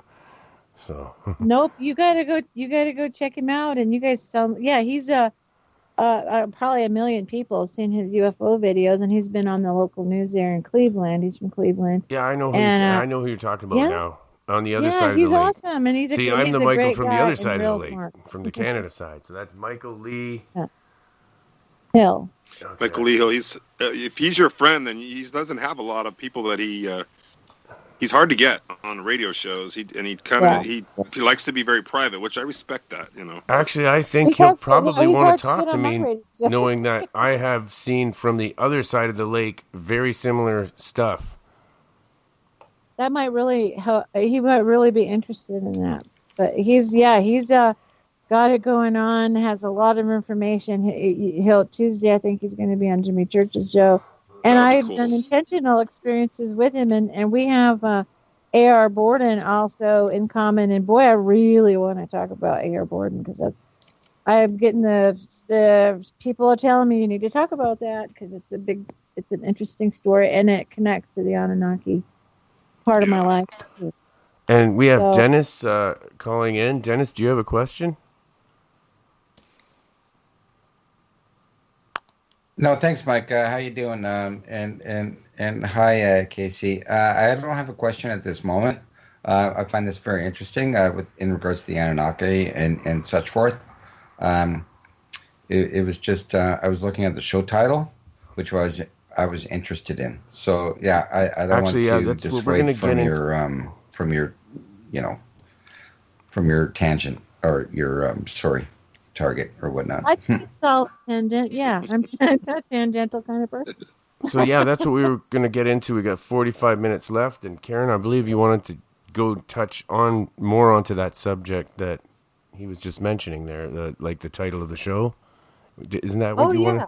Yeah, thought equals matter. Well, it's so yeah, you can go get the book at tinyurl.com/thought equals. It gets you to my Gumroad page.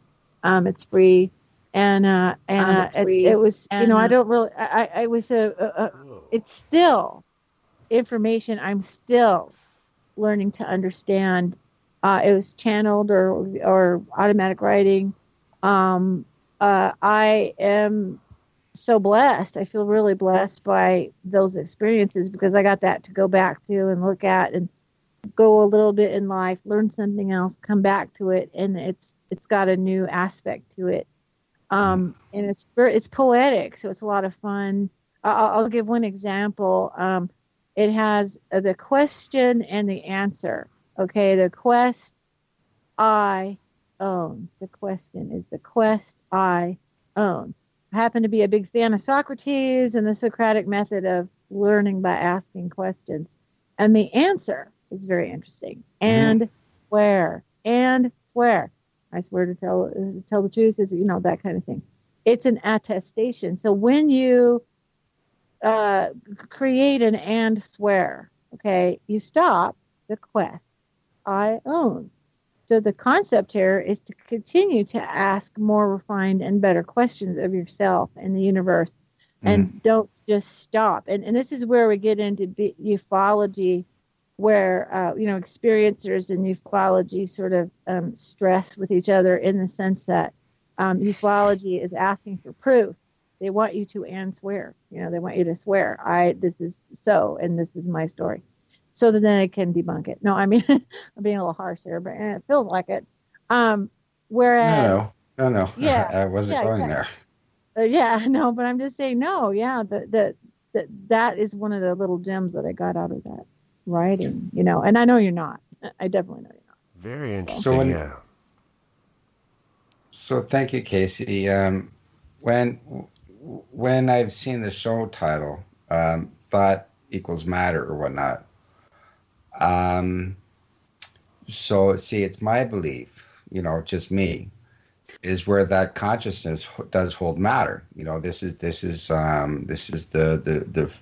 fifth element, right? It's something that's wrapped up in dark matter, dark energy, whatnot. Source core conscious energy, that's fitting into spaces where that 3D physicality doesn't exist. And so I was just wondering your thoughts on that, because I find this topic intriguing. Well, the thought equals matter. So this concept of idiomaterial physics, or that there's an information layer that is, and this thing with A.R. Borden gets into instant manifestation concept, the ability to, like you hold your hand out and boom, there's an apple. I call that Shazamming an apple. That's probably the most interesting part of what everyone wants to know about. And I think we're manifesting our reality right now. So if we learn to do something, a shortcut, that's interesting. I have a feeling if you do that some trucks are going to pull up and throw you in the back and you're going to go somewhere far away. I think they're watching for that, because the rules here are that manifestation is happening through a process. So it's being or becoming. It's watching that process. And that's what we're here to experience, is the process of how things manifest. And if we just zapped everything into existence, I mean, that'd be cool. I would love to do that with food, because there's a lot of starving people. Hey, they'd love to have us learn that, but somehow we got to learn a different lesson. I don't understand. Correct. That. No, I agree. Right? Yeah, but there's an information layer before it manifests. It has got these. What I was shown was 7 layers of manifestation. So it has to go through all these from the potential of thought, adding frequency until it manifests into our reality. And so there anywhere along the way it can be observed. Actually, if we know how. Yeah. When you mentioned this, Casey, I like your energy. When you mentioned this, how would you describe to someone how they can create their own reality? Because they actually do it. They're not maybe consciously aware of it. They do it. Like manifestation is a different thing. Reality creation also is a conscious a decision, or where you make choices, right? Again, manifestation, see, again, they're very, very tightly bound, right? Almost, okay? But they could still be separated. So, like just like your thoughts on that. I'd like to hear, because I like, again, your energy. Oh, thank you. Well, I think one baseline philosophy and idea I work from is if you had the idea of creators to co-create creation. So we are in that process together to observe that we're co-creating. So we're doing it all the time. I think my big difference was someone says, hey, let's do this special thing and Shazam this apple, versus actually what I'm doing right now is part of that co-creation. And I'm doing what I'm supposed to do. And that's really hard. And I'll tell you where it really is the most difficult place for me is I have this daughter. My third child was born with multiple disabilities. And if I could Shazam anything, it would be a cure, So I think there's then I look at her and her spirit, and it's like if we had some kind of plan or agreement that we were going to manifest as who we are right now in order to have those experiences, then it's got to play out, And then our responses, though, is important. Like, how do we react or respond to that? One of the teachings, and I call them that in this book, was that the reactor is the slave to the actor, and that problem, reaction, solution model is that if you let someone call the shots and you react, okay, you're not in your own, path of unfoldment per se. What you want to do is respond. You want to give it just a second, just a breath, just a little bit of time. And that's so powerful because now you are back in your own energy and your own path and your intention. Yeah. And we got this forgetfulness thing we go through. So we got to remember we do that. Right. What I find, what I mentioned to people is very important is how you react to other people's actions upon you. Right. Yeah. And that, see, synchronicities or whatever like that, if you want to create reality or if you want to do manifestation, whatever like that, you got to be in conscious awareness of your actions, right? Your decisions that you make. And what I find is very, very important is the decisions and how you react, how people act upon you. And yeah, that's very important, I find. Yeah. Yes. Yeah, I totally agree. Definitely. I agree with that too.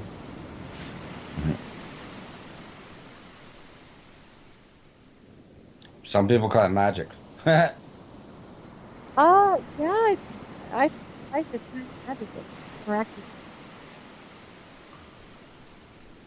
It just existence and awareness and nature, all of that is as magical as it gets. I know it well, Casey.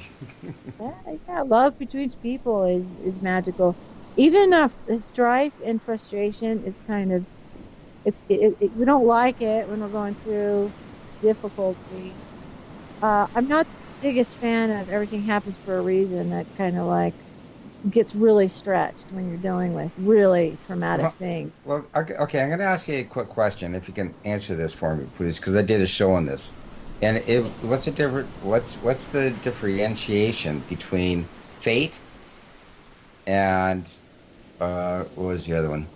Fate and destiny. Yeah, I did a show on this. This is difficult. Oh, I did a whole show. Fate. Yeah, that's a big one. Well, I would say, obviously fate is like the fates in the old Greek sense were kind of like what your challenges are, and destiny is what you do with it, right? Yeah, reality creation. That's what it is. Yeah. That's your destiny. Yeah. You create your life. Fate and is what's. I gotta throw a wrench in the whole thing. Okay, Go ahead.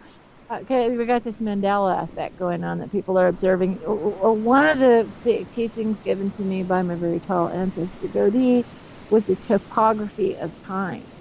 Because with Brett and myself and our friend Andrew Bishago, and there's a bunch of people involved in time anomaly issues. That is another anomaly thing that we track. And it's topography is like everybody remember from algebra, the x coordinate and the y coordinate, and then if you got to college, you did the z coordinate, and the x, in this teaching was linear time, so your awareness as you're plodding along. Y is like, I call it Y lines, so it's like your highway. You can jump over to a different timeline. I've done it. I didn't mean to, but it happened. I jumped a major timeline and actually had physical objects in my life change around me, which was weird. And the Z coordinate, though, is amazing because it in topography, the Z coordinate is how high the mountain and how low the valley coordinate. And when you go up in your Z coordinate, that's when you can observe the perspective of everything. So you could see the bigger picture. You could see, I was meant to do that one thing because it brought me to this realization, So the Z coordinate is that spiritual perspective. Then we're back down in the valley because, the dog runs away and the pickup won't start. And so there you are in the valley again, the bills are due, And so that's part of our experience too, is the mountaintop experiences and the valley experiences as we're traveling through something. But yeah, we have, I think, with the Mandela effect, and we have timelines crunching in on each other. When you mention this, Casey, I got to ask you another question. Okay. What? Where we have, we call it 3D. Okay, this place we live in, this time and space that we share. the way, it's been mentioned to me, and it makes sense to me, is we have width, we have depth, and we have height. Okay, that's 3D. Okay, and then we have time. That's 4. Right? We live in 4D. Yeah, I think so. Well, because we wouldn't be moving. If it was 3D, we would just static. It'd be just standing there very still. The time factor allows for progression of observation, for progression to see a process. I think it's a focus. It's like a narrow focus on a story once upon a time, And isn't that where that humans can have comprehension in regards to space-time, where that they can grasp, like to have an understanding of the material space that they live within? Because we talk about multi-brains, we talk about multi-dimensions, we talk about astral travel, or like that's 4D tripping, for me. Okay, and then we could talk about multi-dimensional, like fifth and higher stuff like that, right? So yeah, so it's a plethora what's your of dimensions? 50 higher, it's like 4D. People always talk about 4D, right? Oh, 4D. It's like, no, 4D is just astral. 4D is just like another space in another point in the universe that there were already forms of beings that have been here, I'm sure, for millennia before us, and ones that are just starting to grow. And, we're just in the mix of the soup. Right, and 4D, and people talking, about reptilians, Arcturians, and Pleiadians, and all that stuff, right? Yes, that's what I wanted: Arcturians and Pleiadians, and I got Anunnaki. Yeah. Yeah. I gotta be that realm. Okay. Yeah. Yeah. So yeah. Okay. So it's like it's like, yeah, that's all 4D stuff. It's break time, right? Dennis. 5D. All right, break time. Oh, and this is a great song too. All right. This is one original from my daughter. Right on.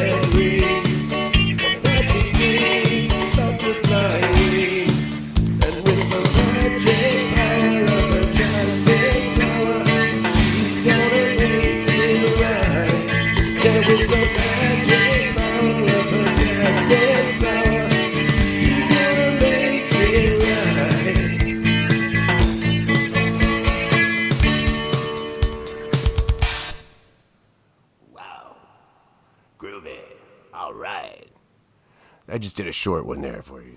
We're back. Cool. Did you like that, Karen? You're playing, I thought you were going to play Jimmy Buffett, because that's every boater's favorite album is anything by Jimmy Buffett. You know? Oh. When it started up, I thought it was a Jimmy Buffett. Oh, that was my own. That's my original. It's awesome. Yeah, I love the beat. You know, having a flashback there with Boat Ride. That was the. That's when I did all the tracks myself. I have different versions of them. Oh, it's groovy. Yeah, Adam's got songs too. Some really good ones. We have enough music on our show that we don't really need to play other people's stuff, really. Yeah. Oh, I envy that. I envy the talent there. I gotta go to freemusicarchive.org and get some cool tracks and some people I like. So that's what I'm just waiting. Adam and I will just write another one. Oh, yeah. Great. You can send me some. I'm always looking for good music. Plus, I get a lot of songs sent to me, and I've got some really good ones sent to me. Amazing stuff. I just don't. I got to tell you about a heavy metal rock band who I was in a group that we were talking about music that was exopolitical, had UFOs in it or something. So he sent me this, really raucous song, and he asked me what I thought of it. Of course, he's screaming and the thing. And I said, well, it sounds like an Anunnaki lullaby. And he was like real excited about that. I think he was going to go write a song, the Anunnaki lullaby. So it was kind of fun.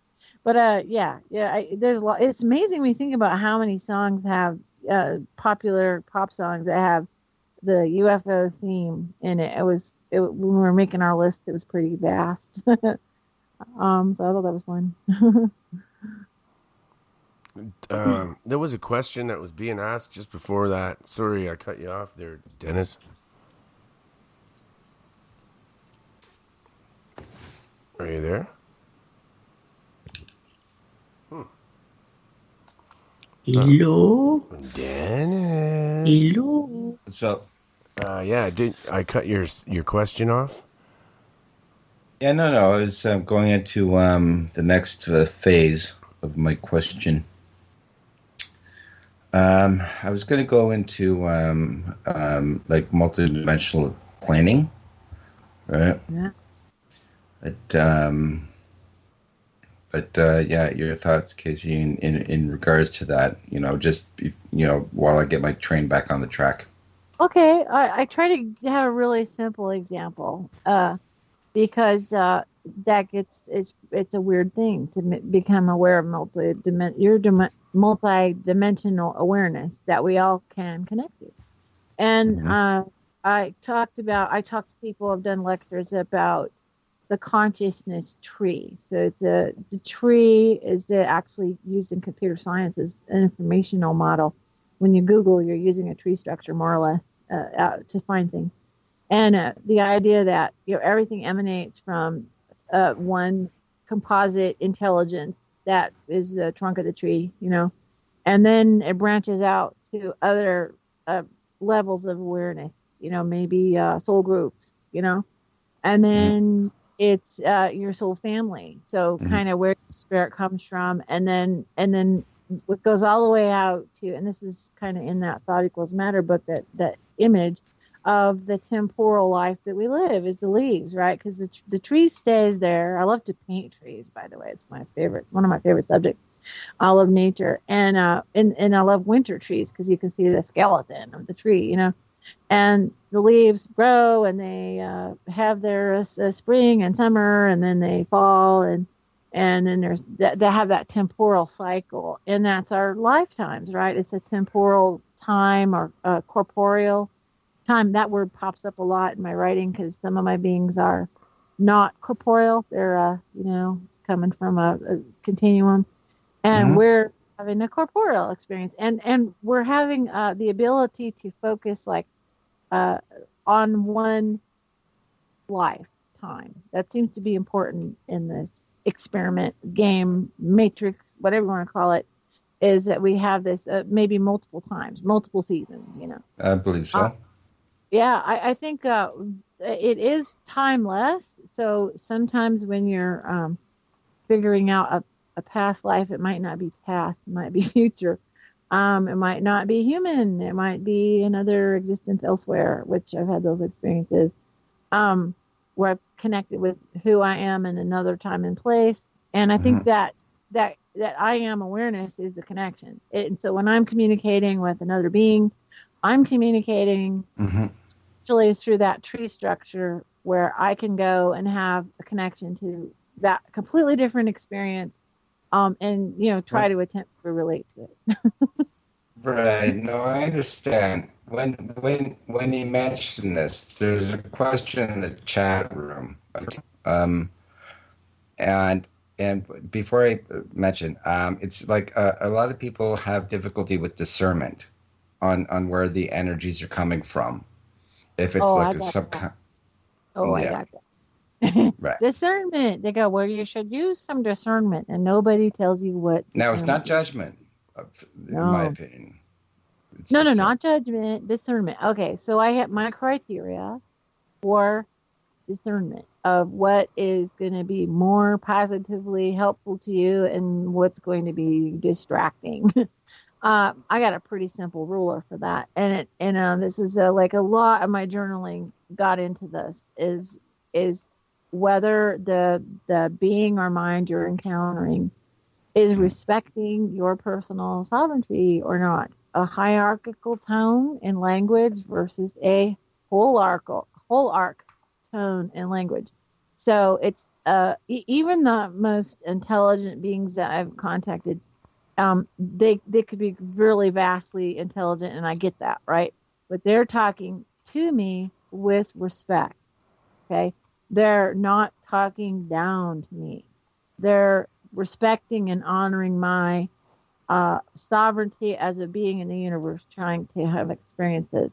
The ones that are like service to self, service to others, service to self kind of ones are talking down to me and making me feel like a slimy human. Just a human. There's a word right there. That is like, when someone says you're just a, you're just a reductionism. Here you're this being on the planet and experiencing life. And the big lesson here from dealing with my daughter who's mentally and physically disabled is her beautiful spirit, and she's my teacher. Oh my gosh. She's always in the right now moment. In fact, right now I'm looking at a collage that she did of a whale, a white whale. She's an artist, and it's really sweet. But she's right in the moment, like not past, not future, right in the moment. And that's amazing spiritual mastery as far as I'm concerned. And being around kids, other families with kids like her, is an amazing experience. Being around older people, being around people who in the hierarchy of our society, we would say, oh, they're just useless eater. Ouch. Some horrifying things that are said about poor people and disabled people right now is just horrifying to me. Because we all have value, and if there's 7 billion humans on the planet right now, yeah, 7.5 or something like that. They're supposed to be useless. Yeah, no. Our human genome has got some problems to work out and needs 7 billion of us. Useless bandwidth eaters. Casey. Sorry, Mike. I'm laughing at you, Karen. Were you referring to Richard C. Hoagland's little jest? What do you call that? Stab at his listeners. Do you remember that? I'm sorry, I didn't catch it. When you said useless eaters, were you referring to a quote from Richard C. Hoagland? No, I've just heard that. I don't know who gave that term, but it was kind of like, I've suffered with, I'm disabled. I'm on disability. I am not ashamed of that because I got disabled because I took care of a kid and lifted her for 20 years and blew my back out, and here I am. And so the thing is this kind of rhetoric that's going on about poor people when we have, why aren't we talking about the other end of it? We have a war on us, and they go, so this is a whole thing. It's all political. I won't get into it. But the main thing is that every person has value. We're here for, like I said, 7 billion, if there's 7 billion, 7 billion puzzle pieces to put together. And we're in a process. And that's one takeaway I love. It was my guides talking to me about that. Hey, if you think of all humanity growing up like one person, so it's a fractal thing, we're going through our kamikaze, adolescent phase. I had these 2 boys, and they got grown. They moved out of the house. They came back to dinner, and they started talking about all the shenanigans that they got into that I didn't know about. And I'm cooking dinner, and my hair's turning white while I'm listening. It's about my son who almost tobogganed over a 300-foot cliff, and it was this kind of stuff. And they just went on and on about it, and I'm pretty glad that they got to adulthood with all their fingers and toes and eyes intact. And but this kamikaze phase where you have no ability for understanding long-term consequences, and yet you have all the power to.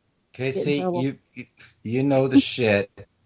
Obvious, okay, all right. Yeah. You see it. You're an observer. You're a witness. Okay. There is a question that I'd like. There's a person in the chat room that would like to have an answer questioned. Sure. A question answered. Sorry. Sure. Okay, I'm not going to say the first part. But why not talk about how to take people there? And which I think what he's trying to say is how is it where that people can go?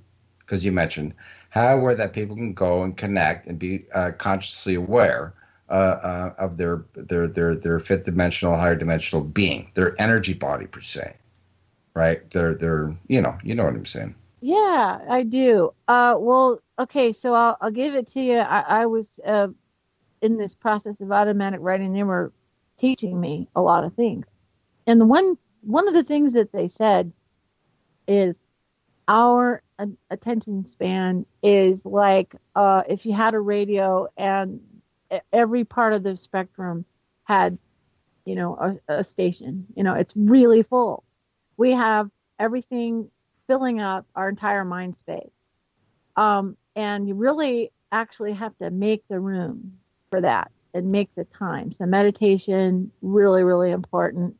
So you got to clear out some clutter of, mind habits. I flow in and out of this myself.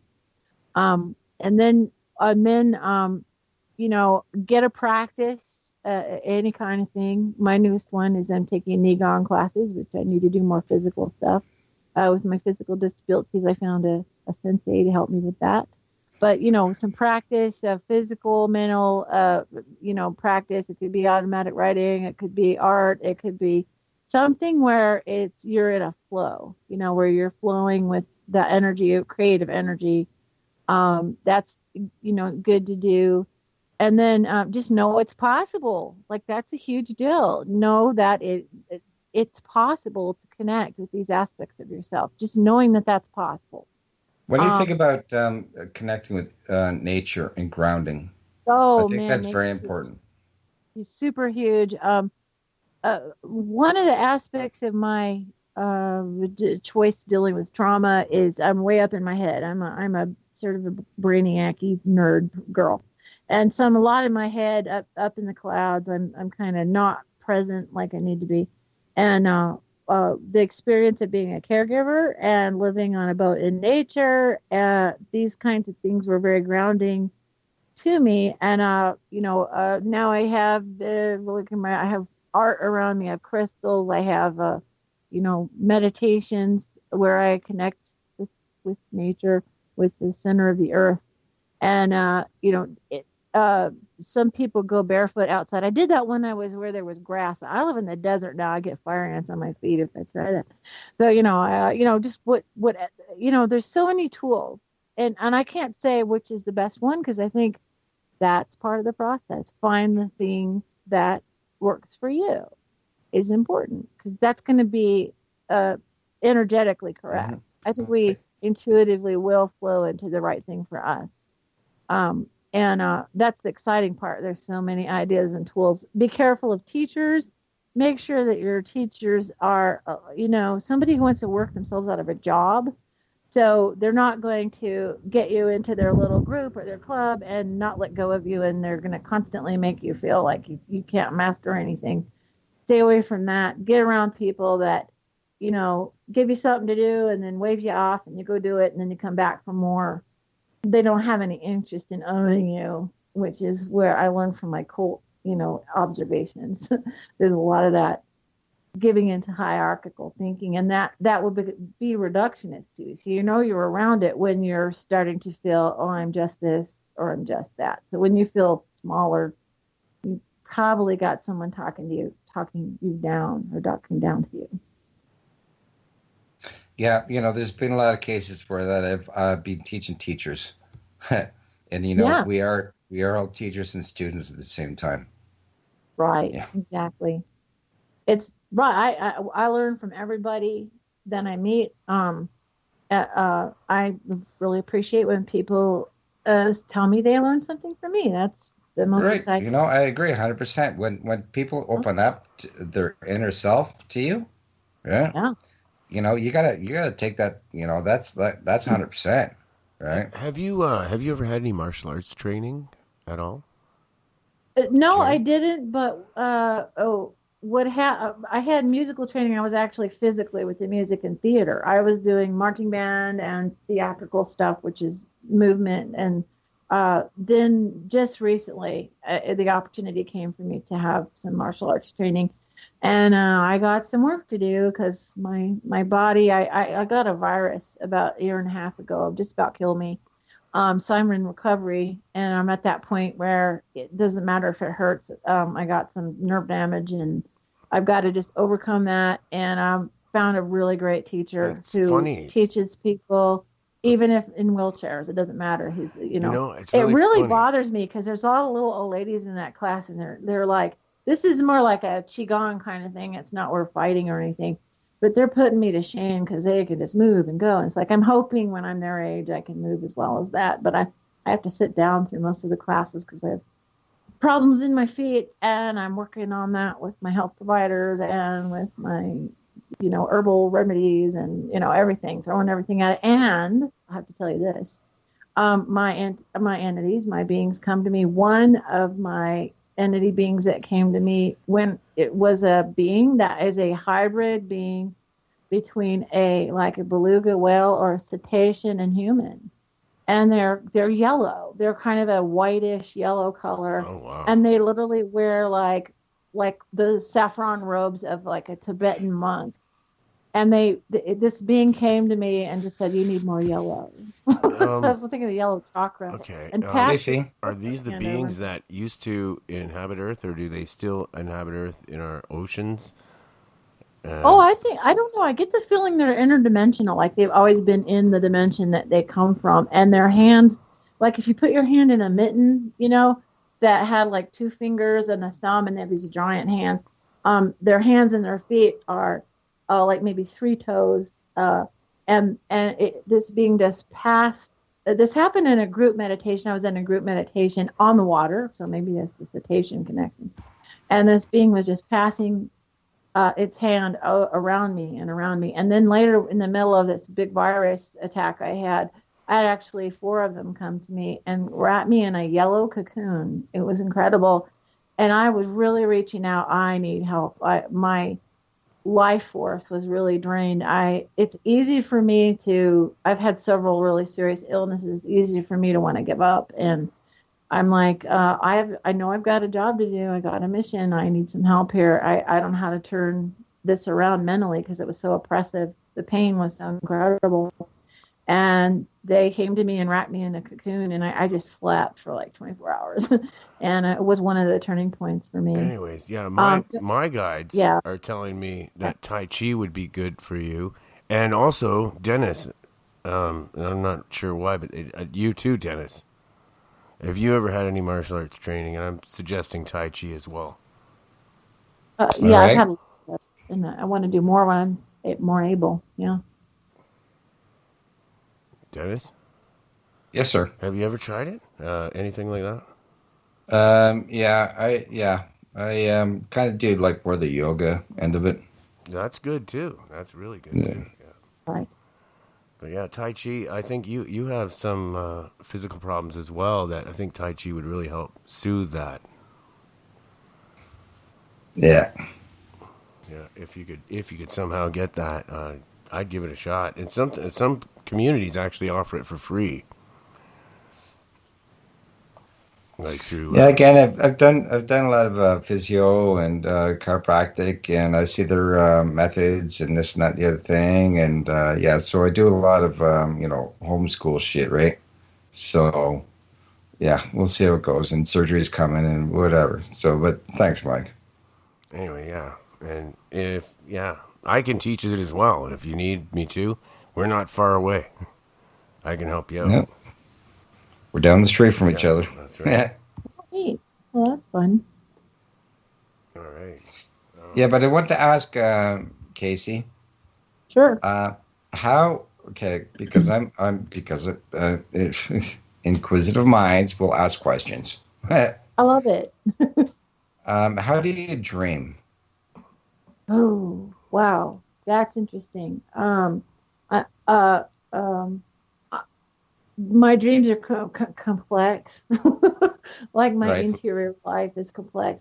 I'm not doing the dream journal, lucid dreaming thing like a lot of people do because I don't know. I just don't feel led to do that.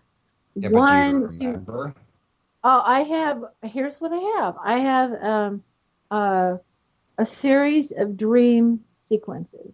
There are, I think I need to start writing them down because there's the same dream over and over for like dozens to hundreds of times. And I would interpret them right now, but yeah, okay, this limited time, it's not my show. Okay, oh, that's great. No, these are future memories. They've come true.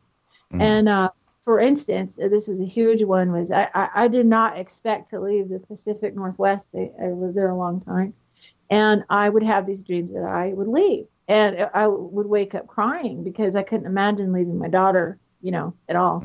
I took care of her, but directly, and then I put her, and she's in a nice adult family home, wonderful facility, great caregivers. But I've done advocacy for her. And of course, went with her to the hospital different times, and even though she was in the care home, and I could not possibly imagine I would ever leave that area and leave her, and so I would wake up shaking and crying. I considered them nightmares. It was horrifying. I'll finish real quick. As I kept having those, then I started dreaming that both my mother and my father would help care for her while I'm on some journey, And what happens right now, I'm in New Mexico. My daughter's in Washington State. My mother lives not too far. She visits her a couple times a week. She's my angel, my mom. And my father passed in 2005. And just before I actually did have to leave, my daughter told me, "Hey, Grandpa's visiting me. He keeps coming to me and is visiting me." And I was floored. I was amazed. And so my daughter's doing great. And apparently her grandpa's visiting her.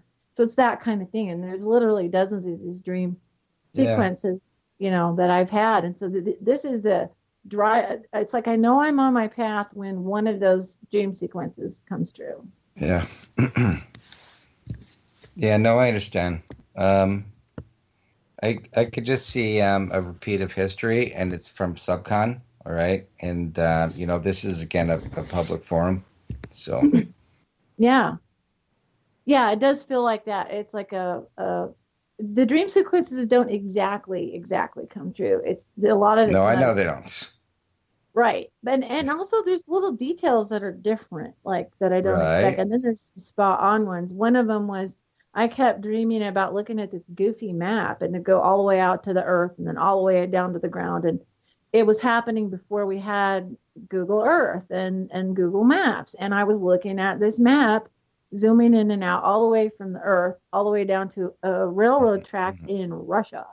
So I had this dream sequence that I go to Russia, and I got an invitation to go to Russia about 2 years ago. What did you do in Russia? I'm going to be talking in Russia. That's all I know. All right, that's precog. Yeah, exactly. Yeah, and that's different. I went through the United States. We drove with Ken Johnston, Brett, and I drove to Mobile, Alabama, and we went past Mobile, Alabama. We went past Six Flags Over Texas, and I about had a heart attack because I'd had a dream sequence where I was like looking through the eyes of a little drone, and flying all around. Right. The facility Again, for Six precog. Flags. Right. Yeah. That's a thing. I kind of know. I know. I got that from you. Yeah. So it's then I know. Oh, okay. I'm on my path. I'm doing the next thing. Yeah. See, it's all discerning. It's all figuring if it's subcon, or if it's you're unconscious, right? It's like discernment. Like when you're in dream time, is it precog? Is it like a past experience? Is it like a past life? Is it like these things are all can become confusing for a lot of people. Well, I'm trying to pay attention to it. It's a comfort to me because then I know. Oh, okay. I'm on the. I saw that. I lived on. We were flipping boats there in the Puget Sound, so I lived on 6 different boats, and 3 of them were. I had precog dreams about. I thought one of them was the one my uncle owned, but when I actually ended up living on that boat, one day I was looking out the window and realized I'd dreamt that a couple hundred times, and so it's like I know I'm on a path and on a journey, and that's like my markers. And I don't expect it's one of them was dream sequence was I lived in Oregon, and it was a timber town when I was growing up, and that's past. I had these dreams that it became a winery town, and there was there was vineyards everywhere. Yeah, and now there are. I went back. There's a 80-acre vineyard right near less than a quarter mile from where I lived. And I can't peg the date, but yeah. Yeah. Right. Yeah. There it is. And there's the vineyard I kept seeing. There's several more that are going to go in. See when. Go ahead. Sorry. Oh no, we got. Damn. All right. That's it the one sounds like a minute break left. time. I'm afraid we're gonna have to say goodnight to everyone. Is anybody? Wow. Yeah, that went quick, eh? Thanks, Dennis. You did awesome, man. I just let you roll there, Dennis, because you were awesome there. This was right up your alley. Yes, it is. Yeah. And thank you so much, Karen. I'd love to have you back on another time. I like Karen. It was awesome. Yeah. If you ever want me on your other show there, I'd be happy to come over there too. Oh, that would be Because great. I got all kinds of always experiences booking. that you'd probably love to hear about. Well, now I want to hear about your music stuff. Have Michael have connection. Yeah. And thanks everyone for listening. 30 seconds left. Thank you, Adam. Thank you, Darren. Thank you, Eric. Welcome. I'm here. All right, and you doing Dirty Rotten Taro or not tonight? I'm not sure, man. Like, the way I Do it, man. I'm gonna Do go it. to bed. Fuck, I man. gotta work tomorrow. Throw it on, man. Maybe I'll even do it. pull some I'll carders, take a little man. break and then I'll do it in a little while. Maybe I'll do some. I'll still do some. Yeah, I'll pull a All card or two, All right, man. Dennis, you talk me anyway.